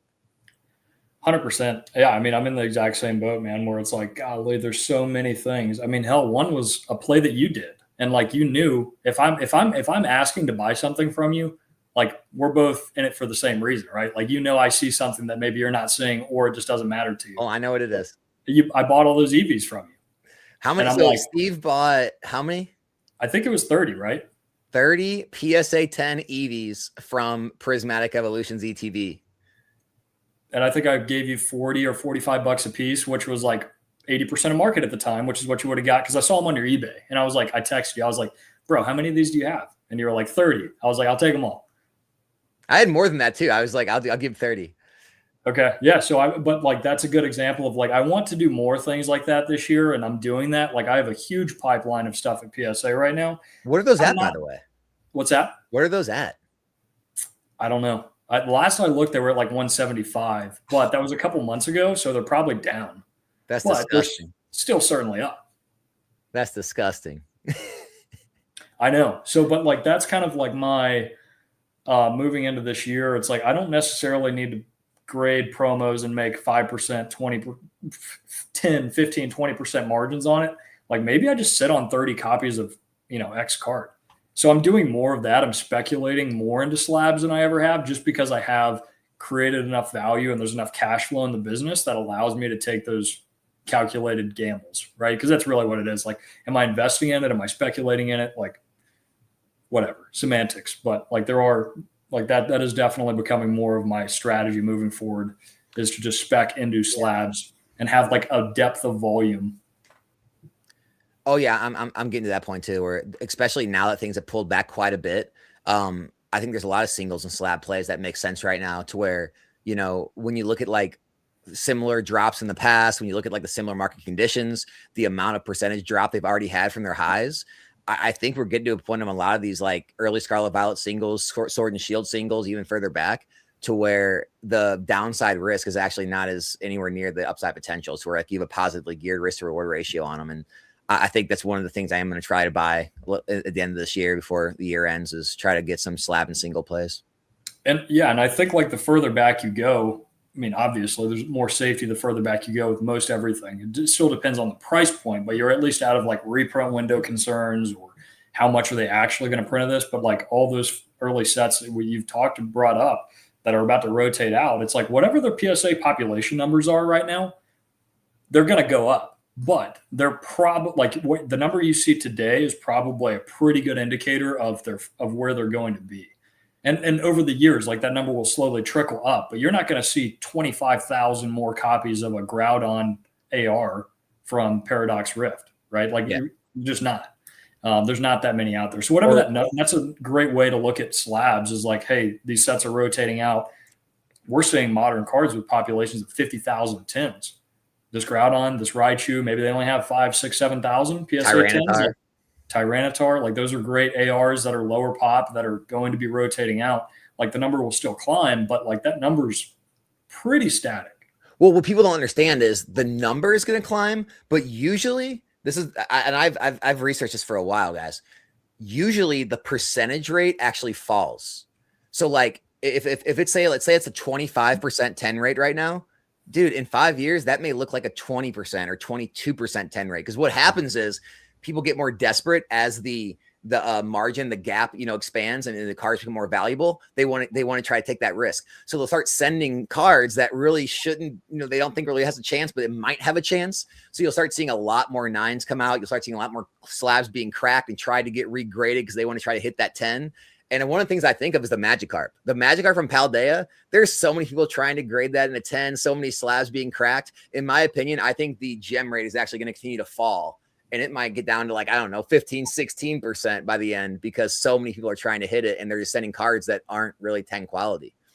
Yeah, no, that's a great point. I mean, that's exactly right. The older these sets are, the less nice copies there's going to be. So there is a sweet spot. If you do want to speculate on slabs, there is a sweet spot as far as timing. But that timing may not line up with price points. Like the timing may be right, but the price still may just not make sense. But going into a softening market with things rotating out, probably going to be some opportunity there. What do you think about like grading new stuff right now? Is it just too risky? Is it too long of wait times, or what are you doing there? Yeah, I'm not grading any English, but I'm still grading Japanese. Japanese has just become tough because it's just saturated. Like it's kind of what it always was. I mean, it was always kind of base hits, right? You might make $5 or $10 on a play, but you're talking, like high margin, 20, 30%, but you're low dollar number. So you really just have to do the volume thing. And like that's what built my business. But like, it's very tedious. It takes time. You have to build the pipeline. Now PSA prices are higher, wait times are longer. So it'll just take you longer to build that pipeline, but there are floors. I mean, if you're buying Japanese ARs for $2 or $3 a piece, there's not a lot of room for you to go down, right? What you run into is just lack of liquidity. So like you're listing PSA 10s on eBay for $35 to $40 a piece, and you've got 7 copies of that one card, and you may only sell 1 copy a month. So that's where like liquidity becomes a thing. But if I really wanted liquidity, I could just immediately put them up for auction and get 80% of market.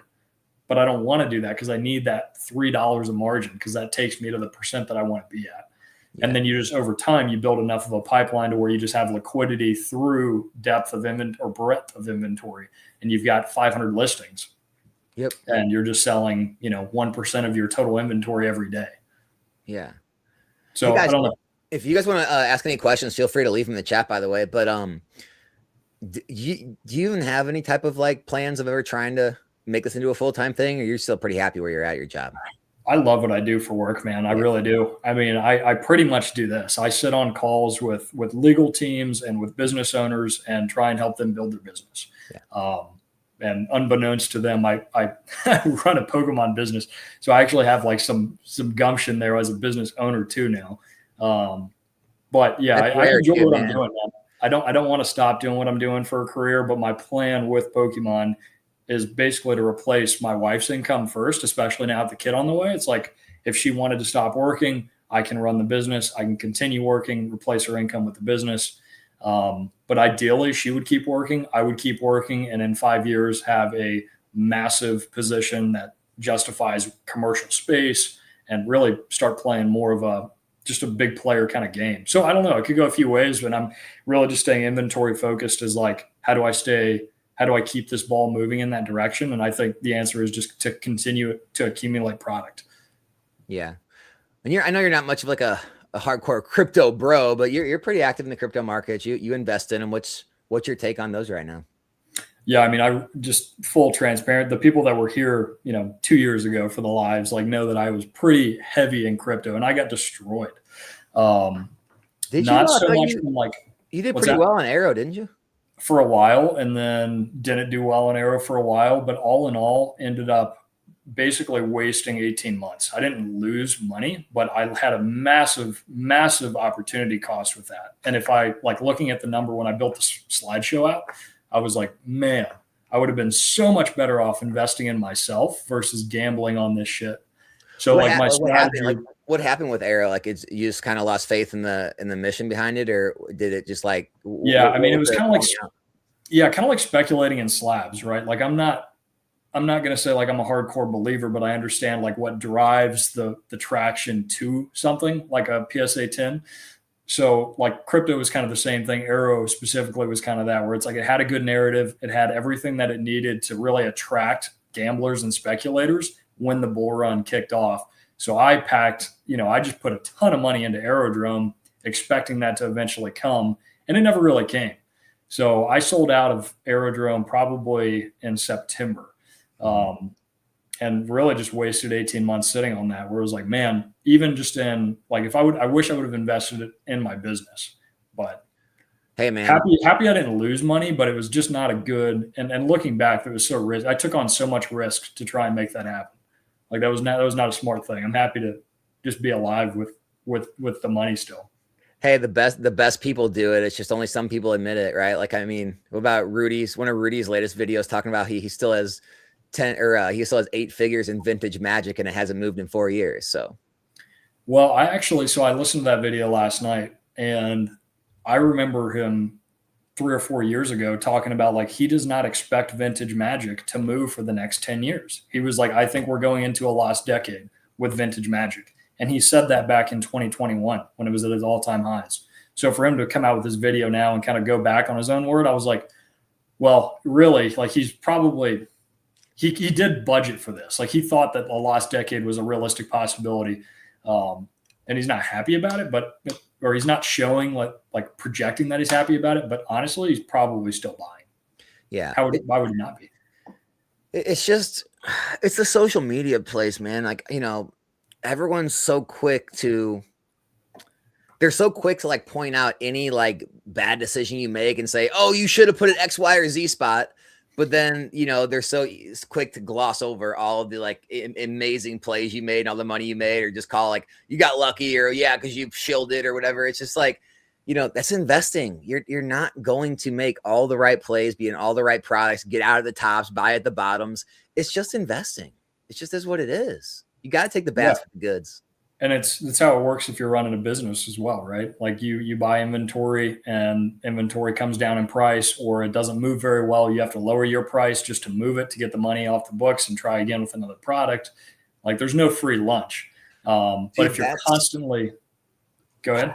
That's one thing with this bull run that I definitely screwed up on. And I mean, other streamers that stocked up on much higher levels of inventory, they definitely did much better than me. I've, as bullish as I am on investing long term, I've never been that bullish on this market, right? On the how long it would last, the way it has been. So I always kept much smaller inventories on all my packs for streams. Whereas the streamers that just always bought large inventories and everything just kept rising every single month this entire year, man, they realized crazy gains on the packs that they had bought, because they bought all their packs at $4 and $5 or whatever, and they all went to $8, $9, $10. And I always bought with the market. So if the market was going up, I'd buy with the market. If market comes down, I'm buying with the market. And it works really well with Japanese, because you don't want to overbuy Japanese, because it usually always comes down after release. So you buy a bunch at the beginning, you buy more each leg down. And so that's kind of how I was treating my streaming business too, is I would always only carry 500 to 1,000 pack inventories of most sets. Now, the popular sets, Prismatic, 151, those things, I would carry higher inventories, but everything else I wouldn't. And, the people that did, they made out like bandits as this market creeped up the entire year, as I was just kind of buying into each, new set that would arise at new higher price points, where I still had a margin built in. But yeah, man, like that's a great point, is like, as a business inventory, you have to kind of think, how much inventory do I want to buy at this price point? And I'm either going to, I'm going to take the wins, or I'm going to suffer the losses or break even and do all this work for nothing if the market tanks. People don't think about that. It's a lot to think about. Yeah. Yeah. And then when you get to, I mean, even with your example on packs though, it's like, well, what if you applied that? What if you did go super hard on everything and you had 5 or 10,000 packs of every set? Well, that would have worked out really well for a lot of sets, but then you'd have 10,000 sets of SV base. What the hell are you going to do with that?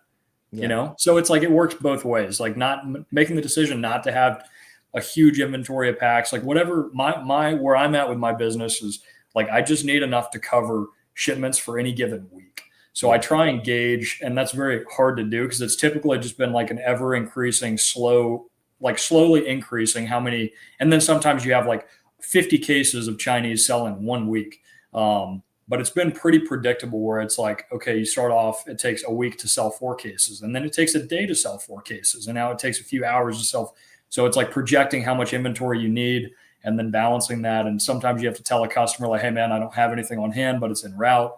So like the way that I'm doing things as well, it's always juggling that. And with it being Chinese, even more risky than Japanese pricing, like that is a tough balance. Yeah. It's funny because like, when you hear, I don't know what your net worth is these days, but when you hear like someone like me or other people in this industry say, we have more than half our net worth wrapped up in Pokemon, it seems like you are the craziest lunatic on planet Earth. And so when I say something like, I'm actually very conservative with my business, people are like, Alex, the dumbest thing I ever heard. All your money's in Pokemon, children's cardboard.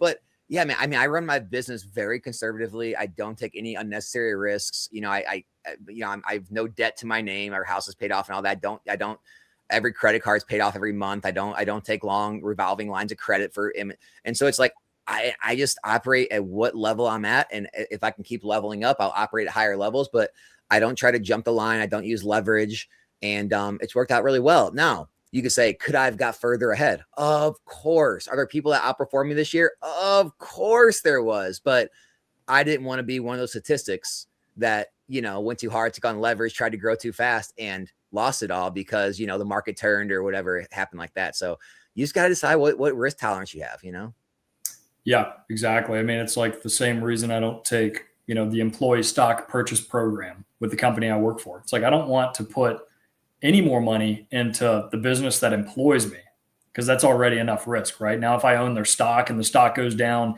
well, I'm probably getting fired as well. So it's like, yeah, I kind of do treat things the same way, where it's like, I want as little exposure to something as possible while still getting the benefit out of it. Yeah, that makes sense. Jason, what aspect of your own respective operations are you more so looking forward to delving into in terms of refining or revamping, or just an overall focus on what you believe has the potential to benefit you in the terms of growing? Are you heading out? All right, love.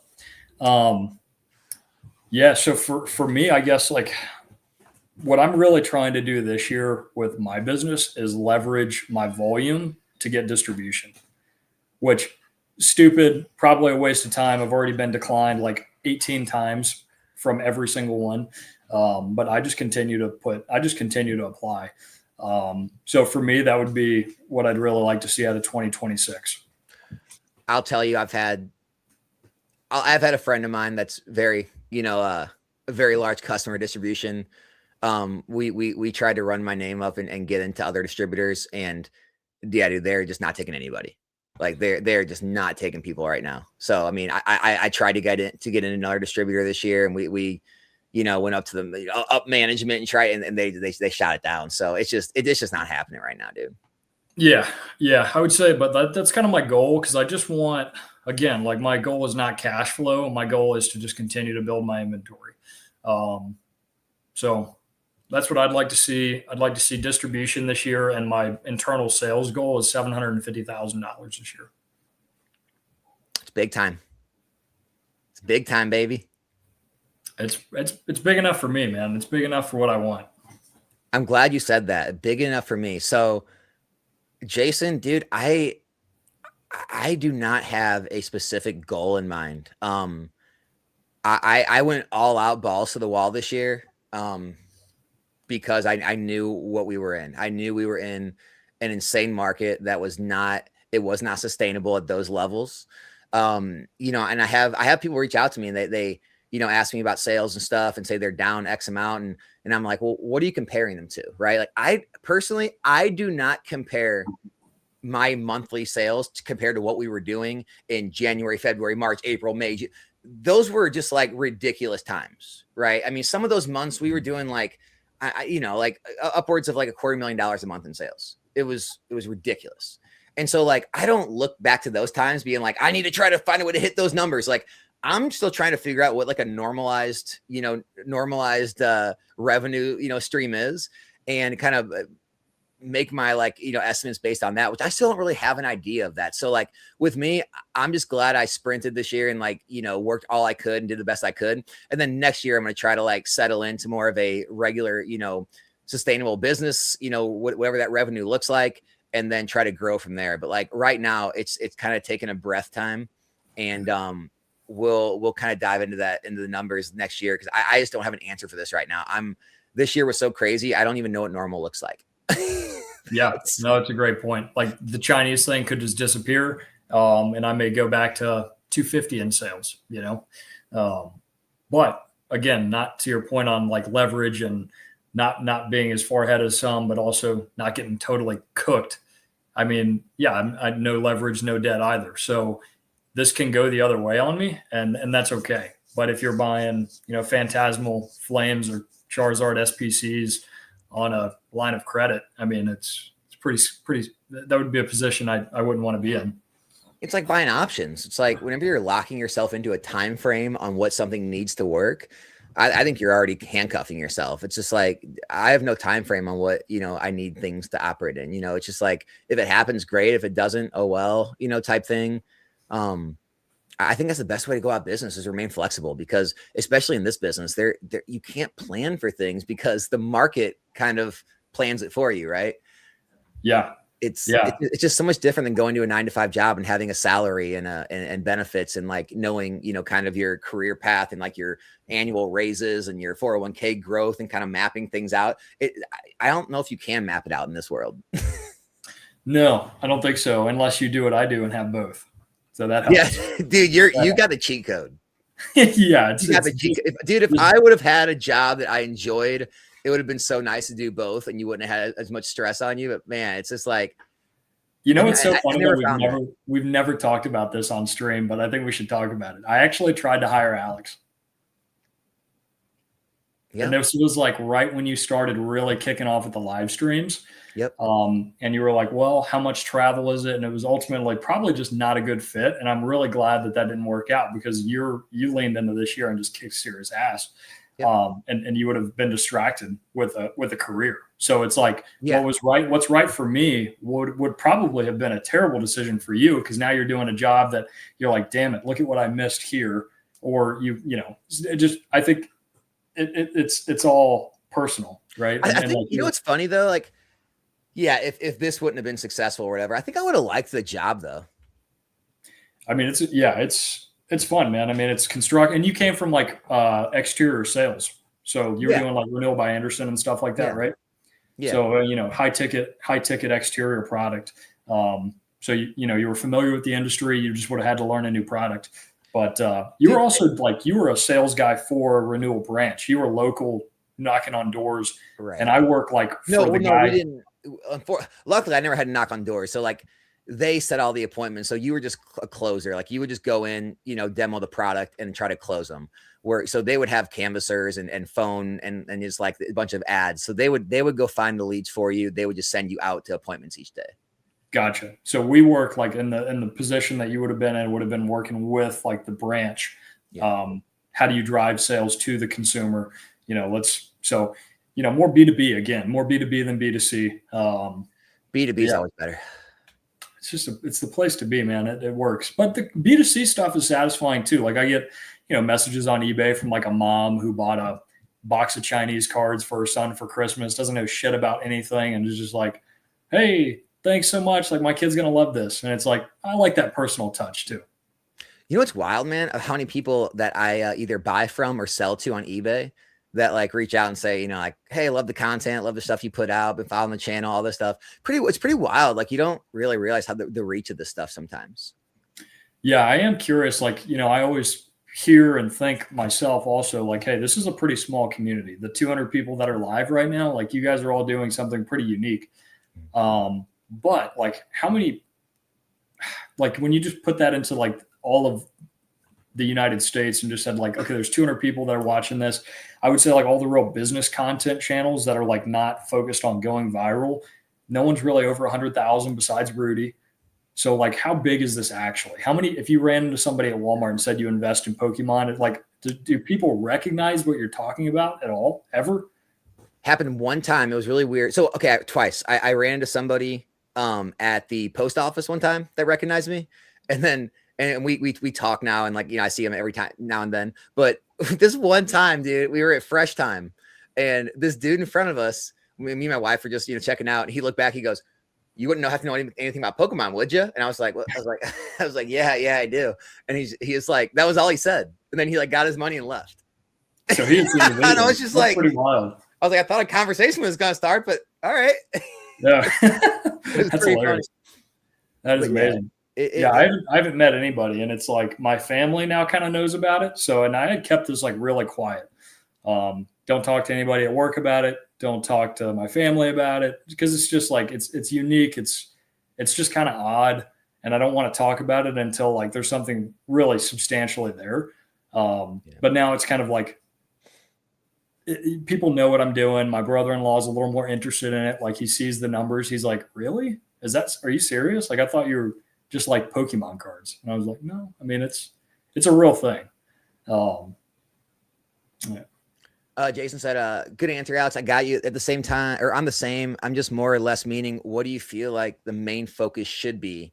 What do you feel like needs more attention, etc.? For me, it's quality and refining what I believe are flawed procedures and or what I could have changed to be more successful. Could be simple approach or procedures. Okay, so for us, pat ourselves on the back. We've got everything pretty much down a well-oiled machine. For us at this point, it's just going to be either adding more services, more revenue streams, or just continuing to grow the revenue streams with either me streaming more streamers. But everything we're doing, everything's working really well. There's been very, very few issues, if any, lately. And I'm happy with where everything's at. And so, there's the old motto of if you're not growing, you're failing as a business. I mean, to an extent, yeah, but it's all about, it really all comes down to how much risk you want to take on, how much time and effort do you want to put in, and, what kind of life you want to live. Like, eventually, like this year was like really stressful, really hardcore. Like eventually I want to get back to more of a regular type life where, I have more time to hang with my wife or friends than I had this year. And I'm not really working almost all the time. And so, it's really, for us, it's less about that. It's more about finding kind of a middle ground where the business is, successful, things are growing, good revenue streams, but also having time off type thing. Yeah, and I guess mine's more the same too, where it's like I still travel quite a bit for work. I like to duck hunt. I like to deer hunt. Like these are things I'd rather be doing. And part of why I really love this business is I have my inventory on sale to literally the entire world. And I can be in the deer woods. I can be with my wife at dinner. I can be on a business trip for my career, and I can be making sales. Like it's the definition of making money while you sleep, right? And it's not free money. Like there's a lot of work that goes into it, but I can put the effort in on at 10 o'clock at night or at 2 o'clock in the morning or on a Sunday or on a Wednesday. It doesn't matter when. Like there's just things that need to be done, and then you create value, and then you sell products that now have more value than what you bought them for. Dude, so like I just love that. The free money passive income nonsense that was like all around the internet 10 years ago or whatever. It's so ridiculous. Like a lot of work goes into making that free money. A lot of work goes into making that passive income, For sure. And I remember a conversation I had with my father-in-law probably 5 years ago when I was still dating his daughter. And I was like, Sam, he was telling me about his restaurant. I was like, man, how'd you do it? And he's like, it only takes 20 years to make a quick buck. And it's like, dude, and now you get it. When you get a little older and you play the game, you're like, yeah, it really just takes time. Yeah. It takes time. We got Golden Epiphany. Thanks so much for the super chat, dude. We may have missed your video. Thoughts on new printing facility? Appreciate content on advice and thinking for yourself. Investing isn't the problem. Supply is. That's actually true. I talked about it a little earlier, but I'll just recap it. It's not coming until 2027. All the first block of Scarlet Violet sets are going to be more than a year out of rotation by then. Not going to affect them. The middle era of Scarlet Violet will be just getting to the point of out of print. That'd be Temporal Forces through Surging Sparks and the specialty sets in between, Prismatic, Shrouded. Those will be just getting to the point of out of print early in 2027. So they may catch some, last minute reprints here. Maybe not. The ones that may affect the most of the new sets, the Journey, Destin, Mega, Phantasmal, that stuff. That would be the stuff I'd be more, cautious of not going all in, maybe getting small positions and then dollar cost averaging if you have to. But the early stuff, no risk. The middle stuff, maybe some risk, not much though. That's my take on it. That's my take, at least. A lot of businesses fail growing too fast. Yeah, I agree. That's just something I think it comes down to this. When you are like young or like, down and out, you have nothing to lose. I think that's the time to like go all in, grow as fast as you can, take on leverage, like do whatever, because you got nothing to lose anyway. What does it matter if you go into debt and have to file bankruptcy? You didn't have anything to begin with. But it's just like where I'm at now, like, 35, I'm getting old, we're old geezers. And it's just like, start built up, bit of a net worth, built up investments, built up assets.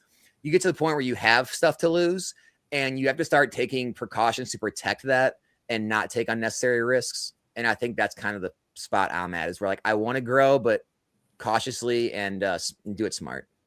Yeah. I mean, that was like me with Aerodrome this year. It's like, dude, what am I doing? Like, this is a serious number. And I literally just put that number in a compound interest calculator and ran it at like 8% over the next 35 years. And it's like, if I never added another dollar, it'd be worth like $4 million. And I was like, so you had some serious money in this crypto. Yes, it was a six-figure, and not 100,000 either. But it was stupid. And it was like, dude, what? Like, I'm just trying to do this to double my money over like the next few weeks, right? Like that was, if I'm being honest, it was just like get rich fast.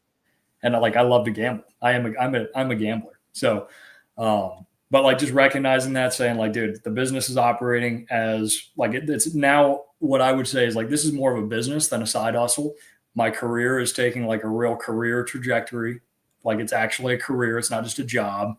My wife works like it just stop. Just let like automate things that can be automated and go focus on creating value. Like that's really. Yeah, I mean, it's like it's kind of like I'd rather build something, slowly but surely for 5 years than take a chance on maybe you're out in 1 or 2 years, but it could possibly set you back 10 or 15 years. It's like that's not a good bet for me, Yeah. Yep. And yeah, as you get older, it just becomes less appealing. But as like a 20-year-old, when I was jumping out of airplanes for a Oh living, yeah. like, yeah, dude, ride the lightning. I'll put everything I own on this. I don't give a shit. Hell yeah. I'm not making That's any what you money did in the anyway. military? What's that? That's what you did in the military? Well, yeah, I didn't just jump out of airplanes, but that was how. Yeah, I was a recon marine. So we jump out of airplanes, helocast. It was like an insert platform for us. That's sick, man. But dude, I saw Galaxy IO pop in. Have you ever talked to Galaxy Card Shop? Yeah. I'm actually talking with him right now Oh yeah, cool. about his new venture. Dude, I don't know if that's worth bringing up or if that's something maybe he wants to keep quiet. I don't. Maybe it's not my place to bring his business up, but I what mean, he's it's doing already is in. fascinating. It's in beta testing or whatever. It's another streamer has already put it out there, so it's public out there. I guess if he chimes in and says anything, then I'll go on. But if not, then maybe just let him Galaxy, are you in here, man? Can we talk about the new business? I think it's genius. Of course, it's genius. I mean, I don't think he'd mind talking about it. We can circle back once we get confirmation. I mean, Golden Epiphany. See, tall cat, short dog said, question as well. Alex or Steve with Pokemon, seeing problems with overprinting in the past, and MTG doing it or going to doing it. Do either of you think they would make a mistake again? Of course, 100%. They're going to overprint. It's coming. But they're not going to overprint because they're a stupid company. They're going to overprint because it takes a long time for a big company to make changes, and they have to adjust to what the market demand is. And it's impossible for them to know that before they have a market that is clearly needing more product.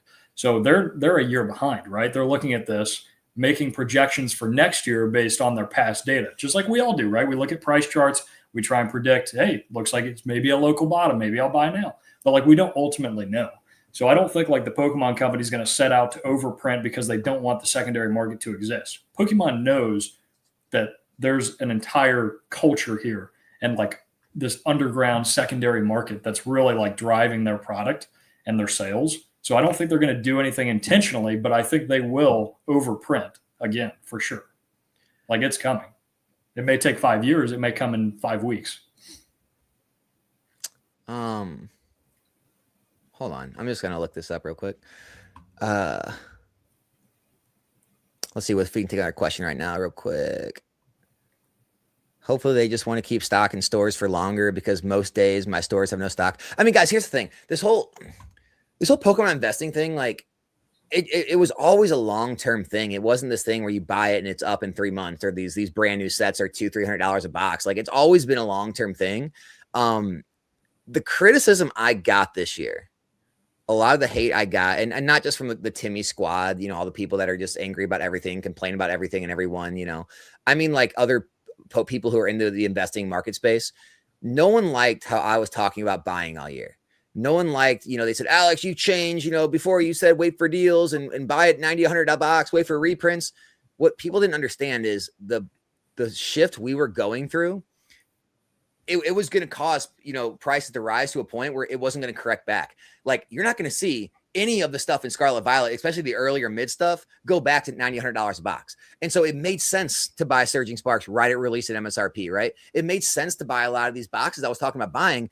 It's not about the fact that it's never going to go back to, you know, where you're going to see MSRP ever again, or it's never going to make sense to wait on sets and invest later. It's just for the time being, for this year, it made sense to buy. And now I'm changing my tune again, saying it doesn't make as much sense to buy out of the gate anymore. You have to remain fluid as whatever the hobby gives you, kind of what we're talking about in business. What's your take on Phantasmal right now at today's price? I mean, I know I bought under market, but $1,100 a case is like, that's a buy to me. I just don't see how that's not a buy. I mean, what's MSRP, like high nines? Probably, yeah, 161 a box, right? Yeah, I mean, 950 a case. I mean, that's pretty damn close, man. That's under $200 a box. It's the first, it's the first time we've seen that in a while. Put it this way: if that little bit of risk there is scaring people, probably shouldn't be investing in this hobby. Like that's not much volatility. Like buying $100 and something over MSRP on a case. That's like, what is that? Like $20 extra on a box? I mean, no, that sounds pretty safe to me. Yeah, I think so. It's just more of well, it's probably dead money for 2 years, but it's good to have. And if we do go into if for some reason this bull market just like rebounds and we just go right back into it and we still don't have enough supply and it pulls a Destin and goes to 500 a case or 500 a box, I'd probably sell every single one. But Yeah. like as of right now, I'm just happy to be building sealed positions again because there was a 6-month block of time where I just did not. I'm just trying to find. I'm on Galaxy's card shop, right? His website. I guess I don't see any like thing on the website about it, so I guess I don't want to talk about it without him saying yay or nay. Well, what he's doing, I really like, and it's probably a whole new avenue this space goes. Oh, absolutely, it's already happening, right? I mean, it's just everyone wants things quicker. They want entertainment. They want. I mean, it's just like put it this way. Let's talk about the how much revenue came in from Pokemon Pocket. I don't know that number. Billions? I mean, yeah, hundreds. I mean, hundreds of millions, if not billions. Like that's those weren't even real cards. That was literal clicks on a screen. That was data on a screen. It wasn't even backed by a real card. And so, like, I mean, I think that gives pretty much everything you need to know. Like people want to collect. People want to collect. They want to do it from the comfort of their own home, right from their devices. They want quick and to the point. They don't want to have to wait on things. I mean, I don't even think a lot of people want to drive to stores anymore. Yeah. I mean, I've never been. I don't know, the whole scalper culture thing is kind of weird. Like even years ago when we first started talking about all this, one of the first things that I did was kind of shit on like the Walmart investor. I mean, it was like, dude, if you're buying collection boxes from big box stores, like that's not how you do this. And that was years ago when we were talking about it was always a ripoff. Dude, there is so many people right now in this hobby that don't realize retail was always a ripoff. Yeah. I mean, that's the baseline that I think we return to at some point.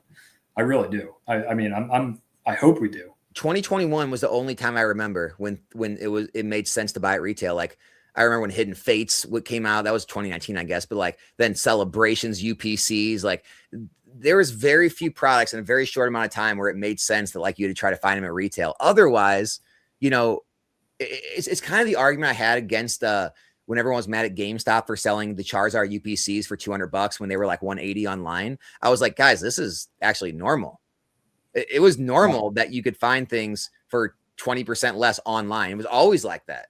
Like if you walked in your local card shop, boxes were like 120 and they were $100 on eBay or TCG Player. Like that was the norm. And I think a lot of people that are complaining the loudest and the loudest voices, they're the ones that they haven't been around long enough to see what the normal market used to look like. And so like, it's so crazy to them that a store would sell for a different price than TCG Player. Yeah, no, we'll get back to there eventually, man. Where stores aren't making. I mean, if you're a local card shop and you haven't printed money over the last 18 months, that's a problem. How could you not? And I know some that did not, which is really, which is just that's sad because this is in the market. I take that back. Any card shop that did not have good distribution built up and didn't play the game and didn't take the crappy products and all that stuff, you know what? If they had low allocations and they had high overhead and employees and stuff, yeah, the quantity was so small that the high margins weren't enough to make up for all the expenditures you have. Yeah, or I mean, there's another example of a card shop that's like, well, it really was just a cash flow problem. Like they couldn't take the good stuff. So you hate to see that because it's been such a great market for the last year. If you had distribution, it was just a free money printer. But I think there comes a time like where distribution is not the golden ticket anymore. No, I don't. But that's still my goal for next year because I want to be here for the long term and like building that over time is the long term strategy that I want to try and stick to. Yeah, I mean, because like you said, you're trying to hit 750,000 in sales, and I explained this in a video. And this is not to attack game store owners, or like anyone who has physical shops. It's just it's the reality of it. The reality is, if you have, let's say, 2 employees, which I think is pretty standard. Say you have 2 employees, You're paying them $20 an hour, which is like 40 grand a year. That's 80 grand a year right there.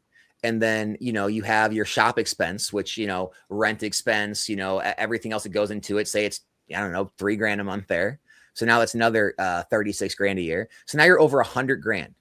Well, if you sell $1 million and you're operating on like 10, 15, 20% margins, maybe you make 1 to 200 grand. Most of that's wiped out already. And now you got a bunch of crap product that you can't sell it. You had to take from distros. Take that out of the equation. Are you paying yourself anything? Say you pay yourself 50 grand.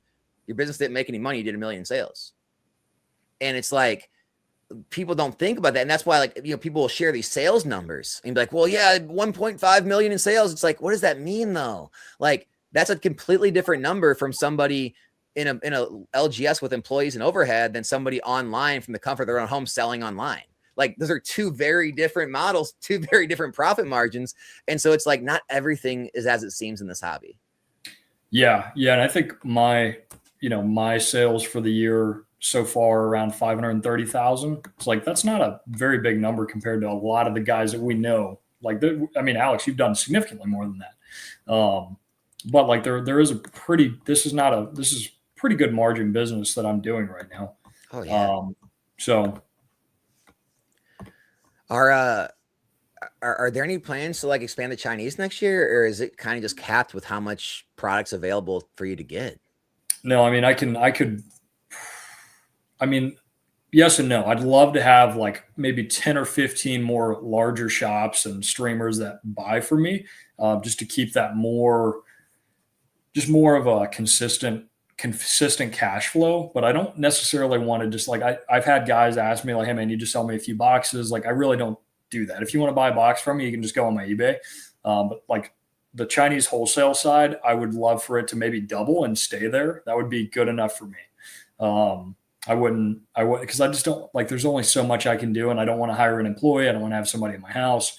I don't want to get overhead right now. Like, I'm just not, so there's like a sweet spot. And I would say like doubling my wholesale business this year would be probably get me exactly where I'd like to be.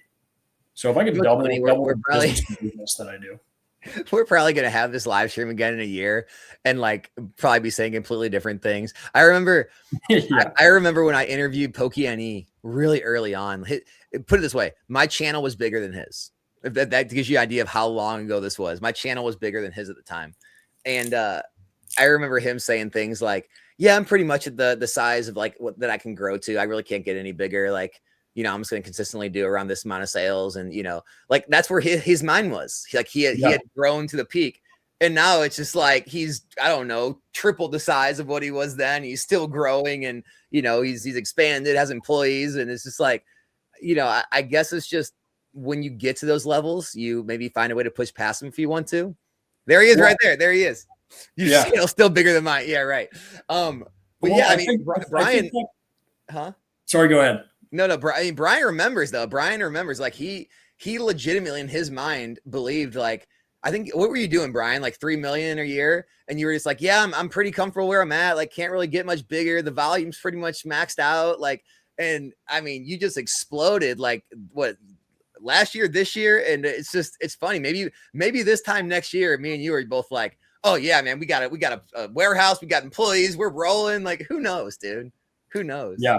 I think like, and this like ties in, like you underestimate what you can do in a year and you overestimate what you can do in a day. So like, saying I'm going to do $1 million next year, it just sounds like, well, yeah, I could probably do $1 million, but honestly, I could probably do 2 or 3. If I had the same growth rate that I had over the last 2 years, I could actually be doing millions in volume. But like, it would require just that step by step. You build that slowly. Not gonna lie, Anon's warehouse has made me jealous. I need to lock in. Yeah, I was watching that video earlier. I didn't finish it, but yeah, that's my goal as well. Like, I just want, but probably still not be public facing, but I do want a warehouse. Yeah.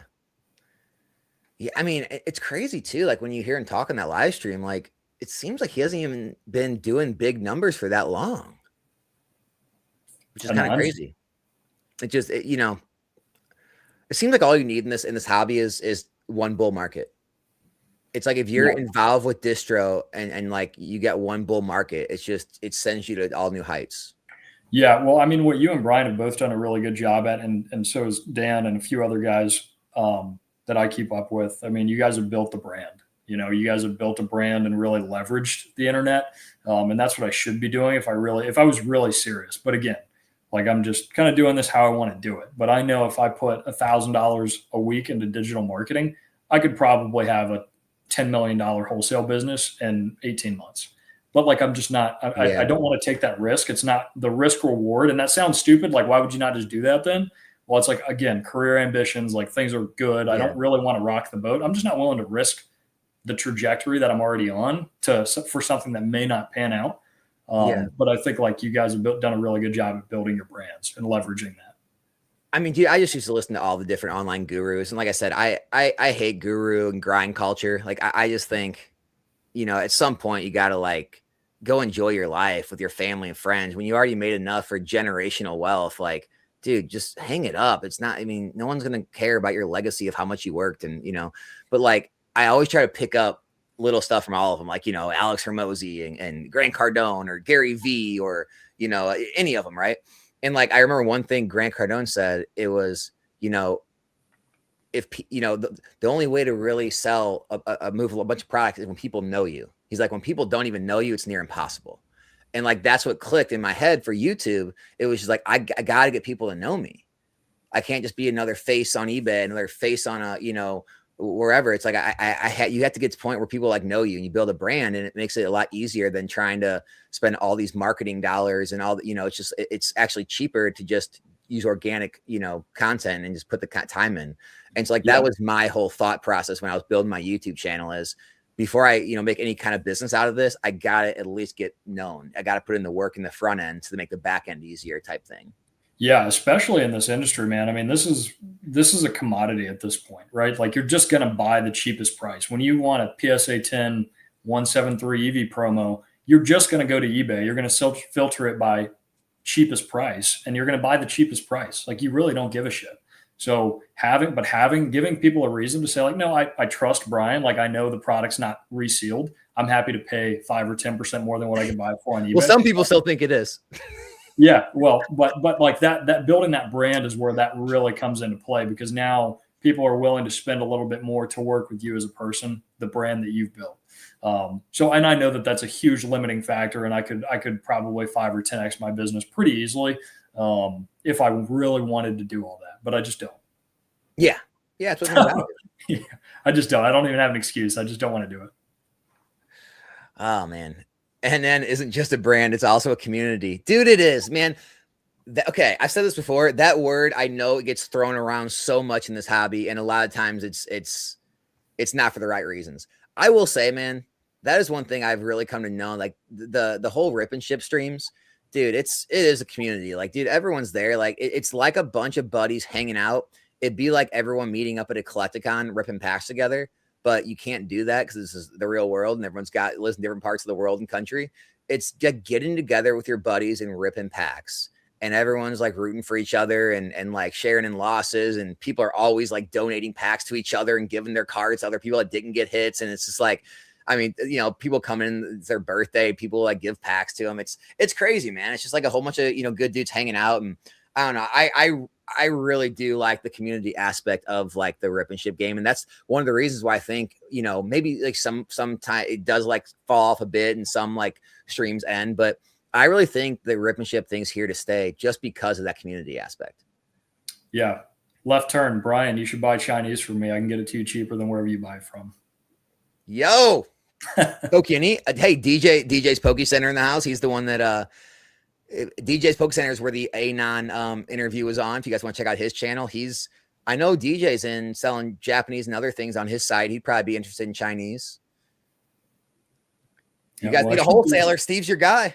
Should be the lowest in the US. So yeah, most of the time. Rip and ships are fine. Scamming streamers is not. Dude, the scamming streamer, it's so bad. Like I've said this before. I'd almost respect it more if they were like David Blaine level of like, sleight of hand. Like if you got so good, you could like actually, but like, dude, they're so bad. They're just like, here, this is what you got. It's like, dude, like you can't, it's so obvious when they're scamming people. It's like, dude, I mean, at least like go become a magician and get good at it. Like, geez. So this Adam Splitter CPA, I actually clicked on, I saw his comment on another video. I am curious. Like, I think this guy's just trolling, trying to make people think he's actually a non. Yeah. No, I think he's trolling. Like every comment on his YouTube channel is like the same thing. Brian said, "Don't DM me. I'll miss it. I'm irresponsible." I did DM him like 6 months ago. DJ said it's not the real Anon either. That's funny. It's Anon's real name. What? Why are we impersonating Anon? I don't get it. I don't know, man. Anything else you wanted to hit on while we're here, dude? Not really, man. I mean, I just think this is like we're now, I guess the like overall pulse on what I think is going on is like we're now entering the really advantageous time if you have been building a business. Like I think now is when you can actually accumulate positions and really start building the business for the long term as we see this market soften up. Like I think you'll see the scalpers disappear. I think you'll see the fast money guys disappear, the people that are just here for the easy money. Like when things slow down, that's when real money is made.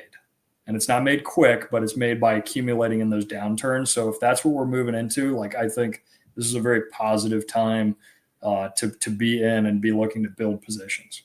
And it could still go lower for sure. But like I think now, like we've seen it come off the highs. I think we're entering into a weaker market, and that's good. And this isn't just Pokemon, it's any market. It's the stock market, it's crypto markets, it's anything. Dude, nobody wants to buy on the way up because they feel like they missed the bottom. Nobody wants to buy on the way down because they feel like it's all going down, it's going to crash. No one wants to buy at the bottom because they feel like it's never going to recover again. Nobody wants to buy again on the way up because they're going to say dead cat bounce, whatever else. Nobody ever wants to buy. Like if you don't want to invest, you're going to find a reason not to put your money in no matter what the market's doing, no matter how high anything. If the boxes were $100, you're going to say, oh, this is dead. No one's buying TCGs, Pokemon anymore. That ship has sailed. Then it could go to 200. You're going to say, well, I missed my chance. I can't buy now. Then it'll correct back down in a reprint down to 130. And you'll convince yourself, well, yeah, it's over now. It's overprinted. It's never going to recover. And it's like, you're never going to get involved. Like at what point do you get involved if not after a 30% correction? Yeah, I think it's like Rudy says, don't be a hero, but it's time to start deploying if you have it. Yeah, that's great advice. Don't be a hero. Start averaging in. Like you're never going to catch the bottoms, but and you're never going to have probably the full position size you ever want to have in something. But as long as you have something, if it goes up, you're going to be happy. But if it goes down, you're going to be able to buy more, and you're not going to get crushed. So that's just the way to play it. Yeah. Do you think your attitude on live streams and rip and ships has changed? Because I know last stream we did 6 months ago is like, man, I just hope it sticks around. Have you kind of said are you confident that it sticks around now? I'm confident mine will. Just because like I said, there's more of an aspect to it of like, just the following in general. I'm going to continue to do a lot more marketing myself next year with a lot more organic TikTok, Instagram Reels, YouTube Shorts content. So like, I'm confident that, I'm going to do enough to keep mine running. People that have no following and like maybe are smaller on smaller platforms, maybe like on like drips and things like that or other things, they may struggle. We may see rip and ships end eventually when product becomes more available. But, the best thing I can say is when I started doing this, packs were available. Like I started doing the rip and ships when Paradox Rift packs I was selling for $4. Like, I mean, I was selling Crown Zenith packs on stream for $5. Like, so, I mean, I was doing this when things were, low. I'm doing it now. I'll do it again when things are low. Will it operate the same capacity? Maybe not. Right. Like, that's what I'm saying. I don't know what the normal is, but yeah, I mean, I think it's always going to be a part of the business. That's awesome.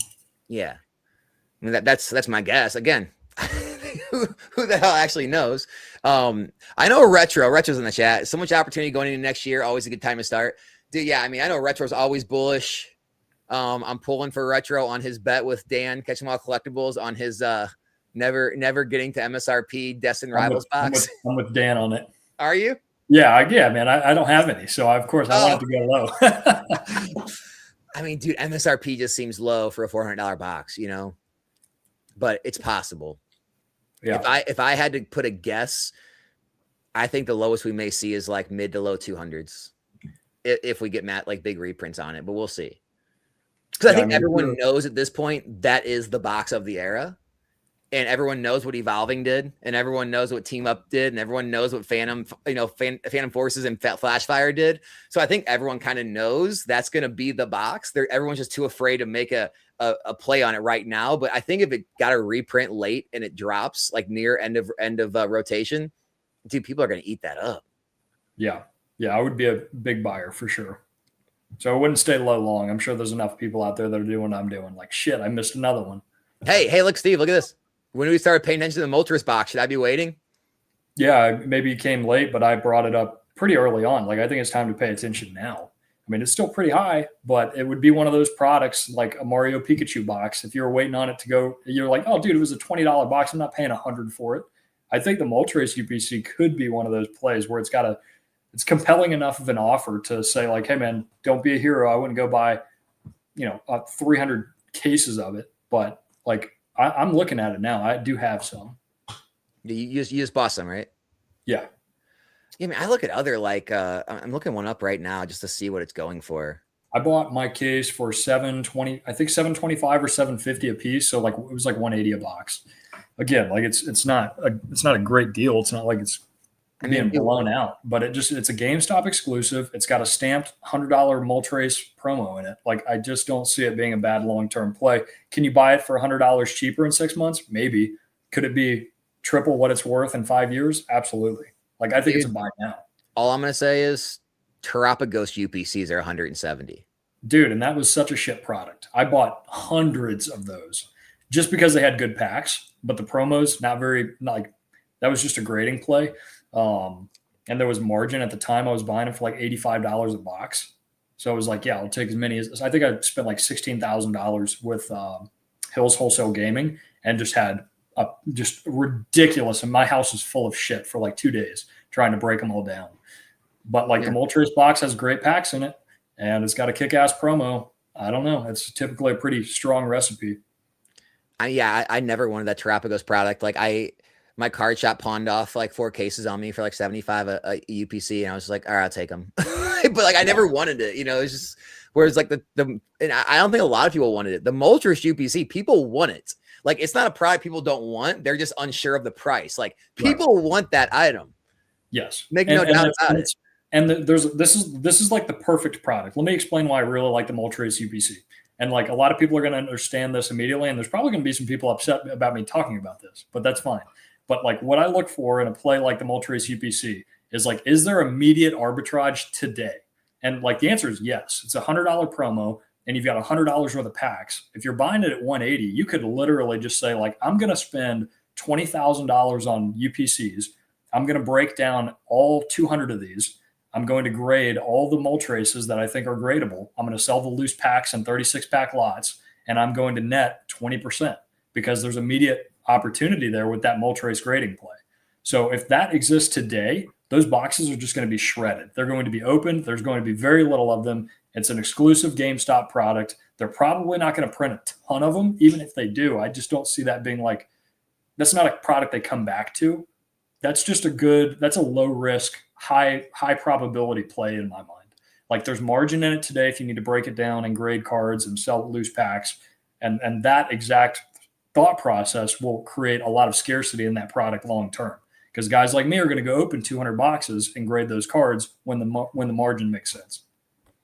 I mean, a lot of ancillary products like that, collection boxes that have exclusive promos that are sought after promos, they usually do well, man. I mean, we're already seeing the reason those. Everybody misses them is because the dollars don't make sense in today's dollars. You're like the Paldea Adventure Chest was another great example of this. It was a totally shit product, mostly air. It had like 2 Paldea Evolved packs, Scarlet Violet base pack, and an Obsidian Flames pack. And then it came with a Mousehold, Sprigatito, Palmo, and the Jumping Pikachu promo. They were like $20, buy one, get one at pretty much every distributor. But at the time, it was like, man, that's a great Pikachu card. That's probably a good graded play. But like the pack value today, you lose $6 per box you open. So it's like but is that $6 worth a $50 PSA 10? And it's like, well, by itself, no, because you're making like $10 or $15. But what if you buy 300 of them? Well, now you're making, now it's a serious dollar number, and it requires a shit ton of work, and your trash guy is going to hate you.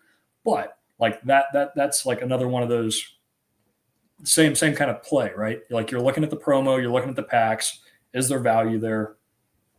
If there is, like also a great product to hold long term, because you know that people are going to rip it trying to grade promos. Yeah, I mean, it's not. And again, like I'm not talking about the this box is like it's a the best play you could have made. There's other plays that did better, but like that Shrouded Fable Greninja Kingdra boxes, so I remember when those came out and everyone kind of like knew they were going to be good, and they shot up. Well, when they shot up, nobody wanted them. Like, I'm not going to pay, $50, $60 a box for that. It's a $20 item. It's already over double. It's like, well, now it's $125. And it's just like, just because you're buying something that maybe like overpriced or, above MSRP, it doesn't mean it's going to be a bad play all the time. Right. But the problem with those boxes, the Greninja and Kingdra, like that was another huge grading play that I did that worked out really well, because those cards went to like $200 or $300. And I was buying the boxes at like, I think I was buying cases for 150 a piece. Well, that was back, because Steve's in Eli's Pokemon USA's program. That was back when you could still get product. Mm-hmm. But even when I like that product it was like, oh man, it's already gone. Like there is no more through the distribution program. Like to me, that was another like, oh, leading indicator. There's not a lot of this. Like I need to go buy it on eBay right now. So I bought, and I probably had 50 boxes of each one. But at the time, the math didn't make sense, because if you didn't get a PSA 10 on the Greninja or the Kingdra, the Shrouded Fable packs were worthless. I was selling not 36-pack lots for like $109. So you were losing like $20, maybe $15 a box. Yeah. Unless you graded a 10. But then the market swings. You can sell the Shrouded Fable packs, and the promo's 4x in price. Well, now you look like a genius. And it's like, yeah, but nobody wanted the product at the time because there was no immediate arbitrage opportunity. But the Moltres box, all that to say, like the Moltres box has arbitrage today. Yeah, that's pretty crazy. So, yes, all right, here, yes or no? Yes or no? Was it or was it not the best play of the year when you bought the Obsidian Flames ETBs? No. No? That was a good one. No, that was a good one, though. Distro put Obsidian Flames ETBs on sale for $25? Is that right? Yeah. It was $256 a case before shipping and stuff. $256 a case. And I called Alex. I had already bought like, I don't know, 100 cases over the last 6 months. I was like, dude, this is real. This is gold. Same problem though. Like at the time, the Charmander promo might have got you like $70 in a 10, and then you had a shit ton of Obsidian Flames packs, which nobody wanted. But again, once the market adjusts and now the promo is worth $200 or $300, it's like, and Obsidian Flames triples in price. Like that helps too. Yeah. So yeah, I mean, it's just a timing thing, but no, I'd say my best grading play this year was the Chinese 5th anniversary promos. I don't know what they are.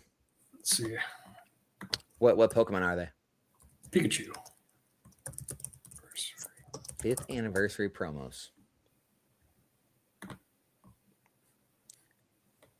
Were you gonna share it? Yeah, I'll just share my screen real quick. This was probably the best play I did. Just by the way, everybody, thanks to everyone for showing up to the stream today. For everyone that did, really appreciate all you guys. Let's hear it.